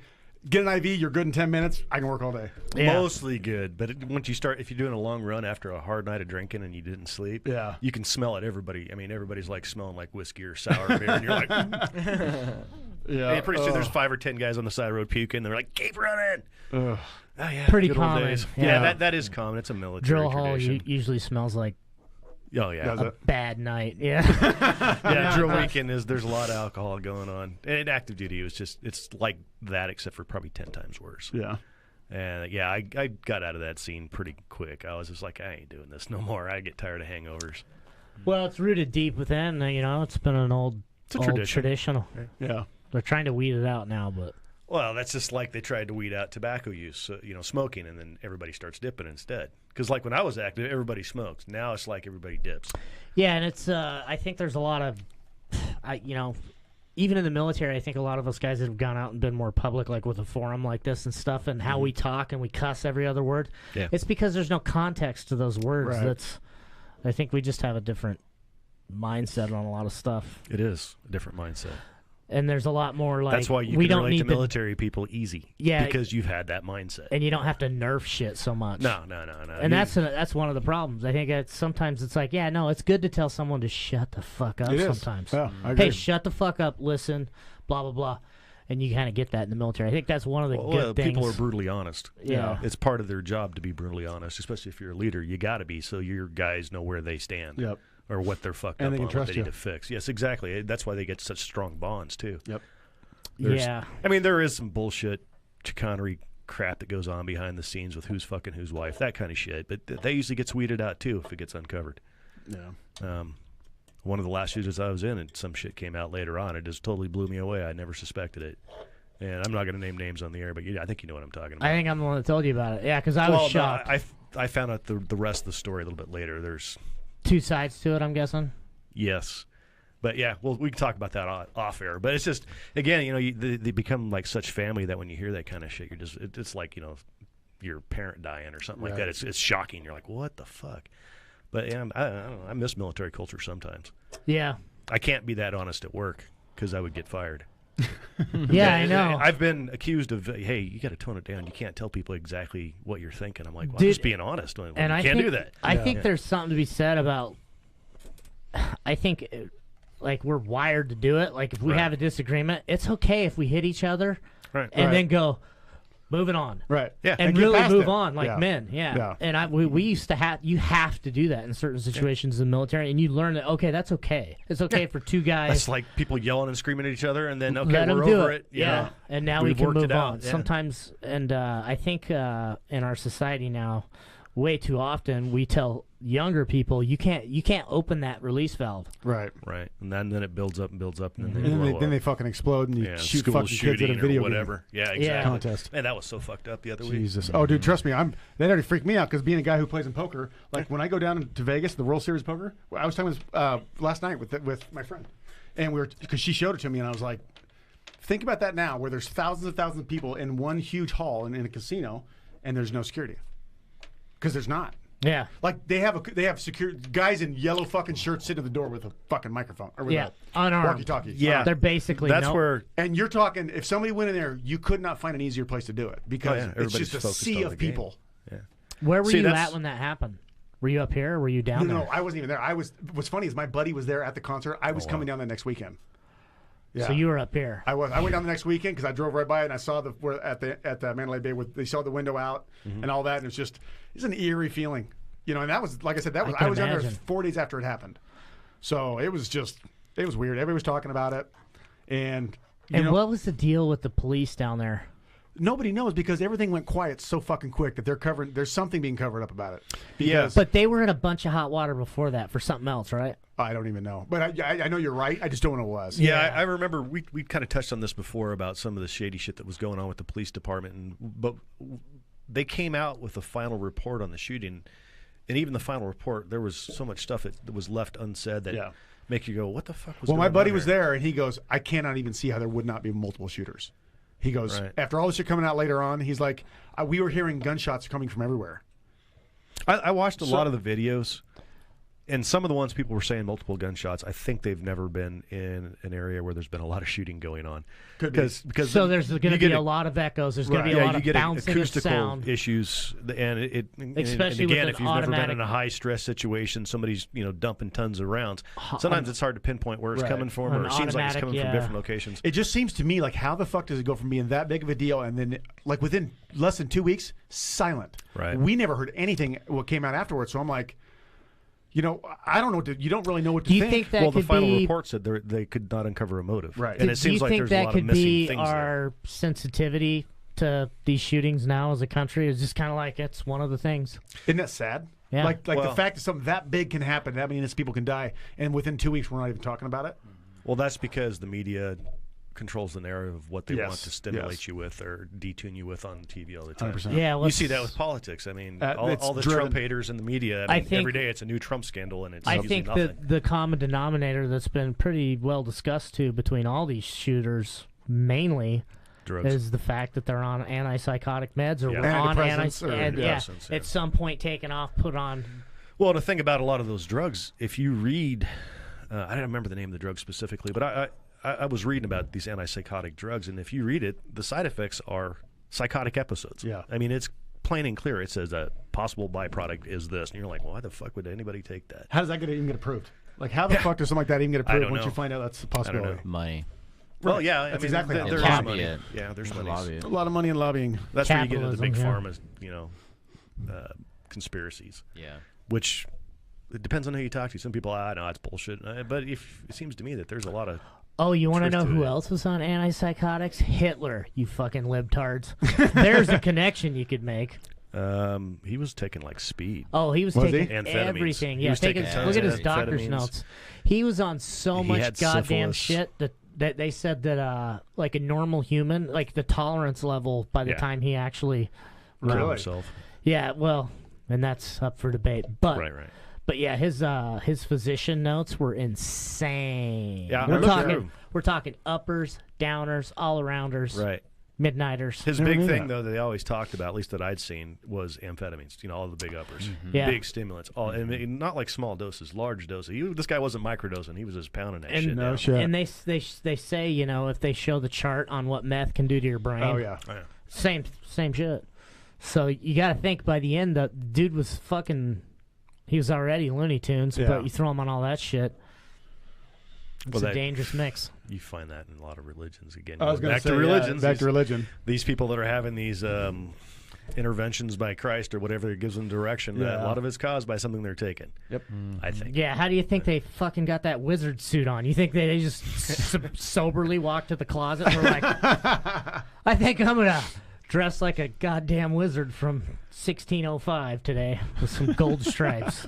Yeah, it is funny, though, going back to the shooter situation, how it's become more commonplace. I mean, there's always been psychotics. We're so desensitized to it. Yeah, we are. It's just like, another school shooting. And people, it's guns. Well, no, it's not. It's something that's changed in our society. It's something. Because this shit didn't happen when I was a kid. No. I mean, the only one I ever knew about happened back in the 50s. He was that clock tower Columbine shooter. was the first one I remember. It's too nerfed. Yeah, it's too nerfed nowadays. Columbine was what, 99? Yeah, it was late 90s. I was because I was 98 or 99 because I was at college when it happened. See, that shit didn't happen at all when I was a kid. The only one we had reference to was in the 50s. It was at some university, that clock tower shooter. Yeah, University of Texas. Yeah, that's the only one I ever knew of until Columbine, and then it's just like. There was the one over there in Oregon, Thurston High School. My sister went to that high school. Springfield. Yeah, in Springfield. I went to college there. Oh, really? That's where I was living in Columbine. Stadium and all that? Really? Yeah. Wow. What town is that? Springfield and Eugene. Springfield's a suburb of Eugene. Yeah, that's where my sisters live at. Yeah. Hippie town. Yeah, I couldn't live there. Rains too much. Speaking of guns, there's just throwing a pitch out there. There's a Second Amendment rally next weekend. You guys know about it? Mm-mm. Idaho, what's it called? Idaho Second Amendment Alliance. There's they're hoping for 6,000 people downtown. I'm going. Should be interesting. Yeah, just to hear some of the speakers. Check it out. One of the speakers, I don't know if I'm really that interested in hearing, but I'll listen to him anyhow. It's one of the Bundy guys. Should be interesting. Who are they? Huh? One of the Bundy guys out in Oregon? Yeah. It's Ammon Bundy. Ooh, Bundy, I bet that's. So I'd be interested to see what he has to say. I don't agree with him on all of the stuff he's done, but I totally get why he's done the things he's done. And the fence that guy lands on, the side of the fence, is real entertaining because all those fucking cattle ranchers and Idaho politicians, and then you got a Bundy that is like the same thing, but kind of anti-government in a sense. I think that makes for a good storyline. One of those Bundys is going to run for the Nevada governor. Did you hear that? Nevada governor? Yeah, Nevada governor. I didn't know that. Yeah, I just heard that just recently. But anyhow, so you're going to have Ammon Bundy there. Eric Pratt, he's Gun Owners of America. He's an interesting guy. I actually like him. And then some lawyer talking on gun laws and stuff. So if you're interested, it's downtown next week, next Saturday at like 1 to 4. Cool. But me and a couple of my buddies can go down and check it out. I usually stay out of the political stuff, but some things, perk my interest. I got to check it out. Yeah. Just like Tea Party started, I went down there just to check it out. They turned me off pretty quick. We should just do some, what do you call that? Like some fake shit. Some street interviews. Let's load up a pickup truck and throw on some Confederate flag shirts and cruise down there. I'll be like, you tell Trump, build that wall right now. We'll just get on. Take this. We should take this show remote next week and do it from down there. And actually, that would be a good idea. That'd be kind of funny. We could prove that we could get on national media just by acting like rednecks. You've heard of Flecka Talks, right?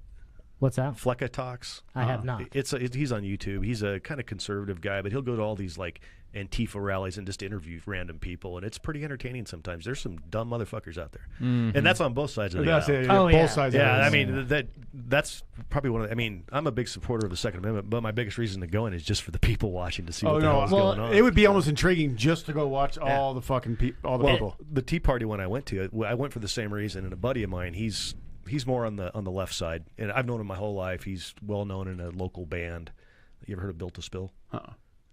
I love Bill Spill. Yeah, well, One of the guitarists is I've known him since I was probably like 13 or something like that. And we have different political views, but he's a good dude, and we enjoy talking about those views. And I ran into him down there, and we were just kind of kicking back, watching some of the more far-right religious types come out, and I was just like, holy shit. It would be kind of interesting to see it, because they're going to show up. Well, yeah, there was a lot of things the Tea Party was saying that I agreed with, smaller government, things like that, but then this guy got up there and he's like, we need to get the Bible back in school, and I'm like, we do. Oh, yeah, Jesus. Good idea, let's indoctrinate some, and I'm just like, yeah, that's not a good idea. That's why we have a freedom of religion, so we don't have to do that. Warning hikes will be a minimum Yeah, that's why there's a fucking Mormon church on every high school campus in the state. They're not involved in politics, No, not at all. They're just doing what's right. It. Are there judges out there? But it was an interesting experience. So I'm going to this rally mainly just to see what's going on, see what people are thinking, because you'll see all kinds down there, and it's kind of exciting to me. I mean, you should load up some cameras, come down and fucking interview some people. That might be interesting. Something to throw on your podcast. I'd probably get shot if I was down there. I just can't. Really? It's going to be cereal bowl. I'm just so anti-Trump. I think there'd be too many cereal bowl bitches down there. There'll be a lot of cereal bowls. See, I'm not a Trump supporter by any means. I didn't vote for him or anybody. I voted for a fucking gorilla because I couldn't stand either of the candidates. Yeah. But I have conservative leanings, and I see some of the things Trump does I can agree with, and then some of the stuff I'm like, what in the fuck is that guy doing? Yeah, he's done some good things for the economy. Yeah, and I would agree. But my take is he's not giving presidential. He's so unpresidential, and I just like. Here's the thing: you can fucking find CNN or Fox News, or whichever one you want to follow, and you can find something to float your narrative. And I get that part. I go off the things that he says, the things that he does, what he tweets, the shit that comes out of his mouth. Yeah. That's why I don't believe him or trust him. And I think I've never seen any with my own two eyes. I've never seen a person in this country, especially our president, be so divisive. He is by far the most divisive president I've ever seen. Well, that's because it works for him. But that's why I don't like him, because you shouldn't be trying to divide the country. It definitely works. I agree. I think it's the wrong way to do it, but I can sit back and watch what he's doing. I know it works. And it works. He's playing the media so hard because it works for him. It does. For his base. His base will follow whatever the fuck he says. And unfortunately, a lot of his base, as you're saying, they're just like a religious cult. That's exactly what it is. I've talked to people online that are avid Trump supporters, and you can't criticize them at all. Yeah, there are religious people in this country that swear God sent him down here to get us back on track. That he is from God. Like religious people saying that he's talks to God. I'll tell you what, Jebediah saw him. Christ drove a Chevy Silverado in 1987, right up the drive. Trump shotgun, here to save the day. White power. I tell a lot of my friends about Trump. It's just like we actually deserve Trump because we've let our culture become such a fucking reality TV Absolutely. show. I think it's it's the market correcting itself. Kind of. I think we needed somebody to kind of get everybody back into like, all right, guys, look where we're headed. Like, come on. But so, how long is this going to last, though? I mean, I think personally, I think it's going to keep getting worse. I do too, and I hate saying Civil War, but it's not. It's going to be a civil war. It's not going to be like it used to be. Maybe not a violent civil war, but maybe it'll be a cultural civil war. I can see that. There's things that are changing dramatically. Something is going to have to happen in a big way. Well, for this. The bad thing I'm seeing with Trump is not so much what he's doing; it's the reaction to it is going even further left, and that's scary by itself. I mean, I would hate our country to fall into a socialist country that would just tear itself apart. Yeah, eventually, because that's what always happens with those. That just means we're gonna have to have another episode. Oh yeah. This is we're almost 3 hours in. Yeah, we're. Do you think anybody's going to give a fuck what we have to say for 3 hours? Yeah. You know what? You'd be Because surprised. I put these on. I listen to these all the time. Do you? And I listen to them at work. Yeah. Well, you gave some pretty good knowledge on poker. Yeah, I think people are going to geek the fuck out on your poker. Okay, dude. cool. Well, I we'll wanted have to to, we'll go. have to, if We'll we have get some you more back. questions, we'll do some more. Yeah. Well, let's just come back and do a full poker and just do a poker 101 for us. Or Yeah, something. we can do that would be cool. That'd Absolutely. be really fun because I don't know. I know a little bit about poker, but I don't know enough. Well, to, what like, we should do is- hold Well, my- and you've hold got- a conversation. There's some big things happening too that are gonna come with Yeah, that. I'll save that one for the next time. Yeah. But another thing, if you do have some subscribers that want to ask questions, have them email you questions, and the next time we do poker, That's a good we can idea. we can answer those questions for them. Totally. You know, you're asking about are people really going to listen to this for 3 hours? But it's the new trend of people that want to be stimulated and learn things. Is this long form conversation? Oh, I do this shit every day. I listen to podcasts nonstop. So you- I so you get know. it. Yeah, but this is an I'm awesome a fucking nerd like fucking that. episode. This is Right. a great show. Good. Well, and we it's just talk like a lot about good you know stuff. the guys you get on Joe Rogan. You get people that are fairly intellectual, either from street knowledge or from self-taught or whatever, and that attracts people that are like, wow, there's some people that actually can think out there. Yeah. You know, maybe you don't necessarily have to agree. Well, with I'll be them, honest but, with you. know, I think have a most people would conversation. think of me and Conrad wouldn't think of us as people that are intellectual or like Well, see, thinkers. I know better about Conrad because I've known him a long Yeah. time, and he says some stupid shit because we all do. But again, he's an entertaining guy, but he's also a deep thinker. Yes. Through all the You're not a cereal bowl bitch, is what we're saying. Cereal bowl bitches. I'm gonna trademark that. Hashtag. I'm tired of meeting them. Why do you out call in the them field. cereal bowl bitches? Because that's how deep they are. That's how deep they are. Surface level. Very What was shallow, one of our shallow biggest bowls. pastime in the military? Having conversations like this. Yeah. I mean, Yeah, that's- killing dead time. So we Yeah, just have a you just talk time. about whatever, and No, and I honestly, I think that we could probably even go off on some other good tangents about some. So yeah, I definitely want to do it again. Yeah, No, I'm glad me you were too. here too. I'm glad to meet you. Yeah, likewise.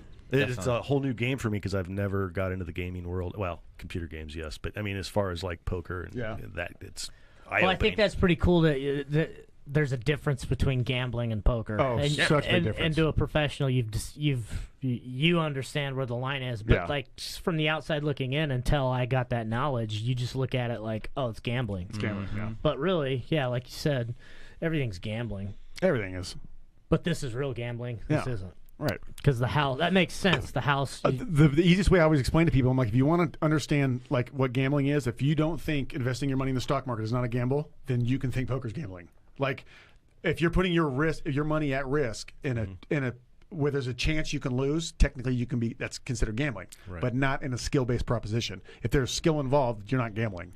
That's the difference. and in poker, skills competing obviously at that involved. point. Even though you can lose, just like in stocks, you could have the best fucking investment ever. Shit can go sour and you can lose your money. Oh, yeah. Even though you did everything perfect. That's the part of gambling. 2008. I bought I bought a few thousand shares of a company Bye-bye worth deregulation. $38 a share at one point, and now I have 4 shares worth 2 cents a piece. See? I lost You fucking gambler, you. 99% I of that had investment. 80,000.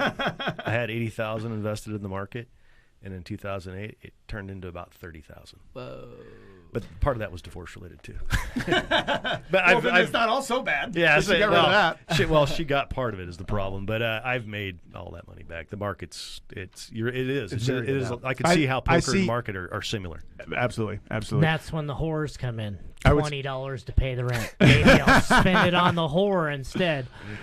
Once I visited a whore during a prostitute during the what's war. crazy My too life's is been actually living hell when ever the since. when the market crashed in 08, 09, Right. one of the most sustaining markets actually out there is alcohol and gambling. Yeah, Isn't that crazy? Yeah, That's the 'cause- two things well, that don't dip that much, and that's they the big actually fall. rise Recession when proof. when it's a recession. Things like vices and alcohol actually go up. They do. Yeah, people Because got to run people away from the have to run problems, away man. from Self-medication. Exactly. Yeah. Good deal. Well, thanks All for right. coming on, guys. Yes. Absolutely, absolutely. Awesome That was good show. shit. We'll get you back.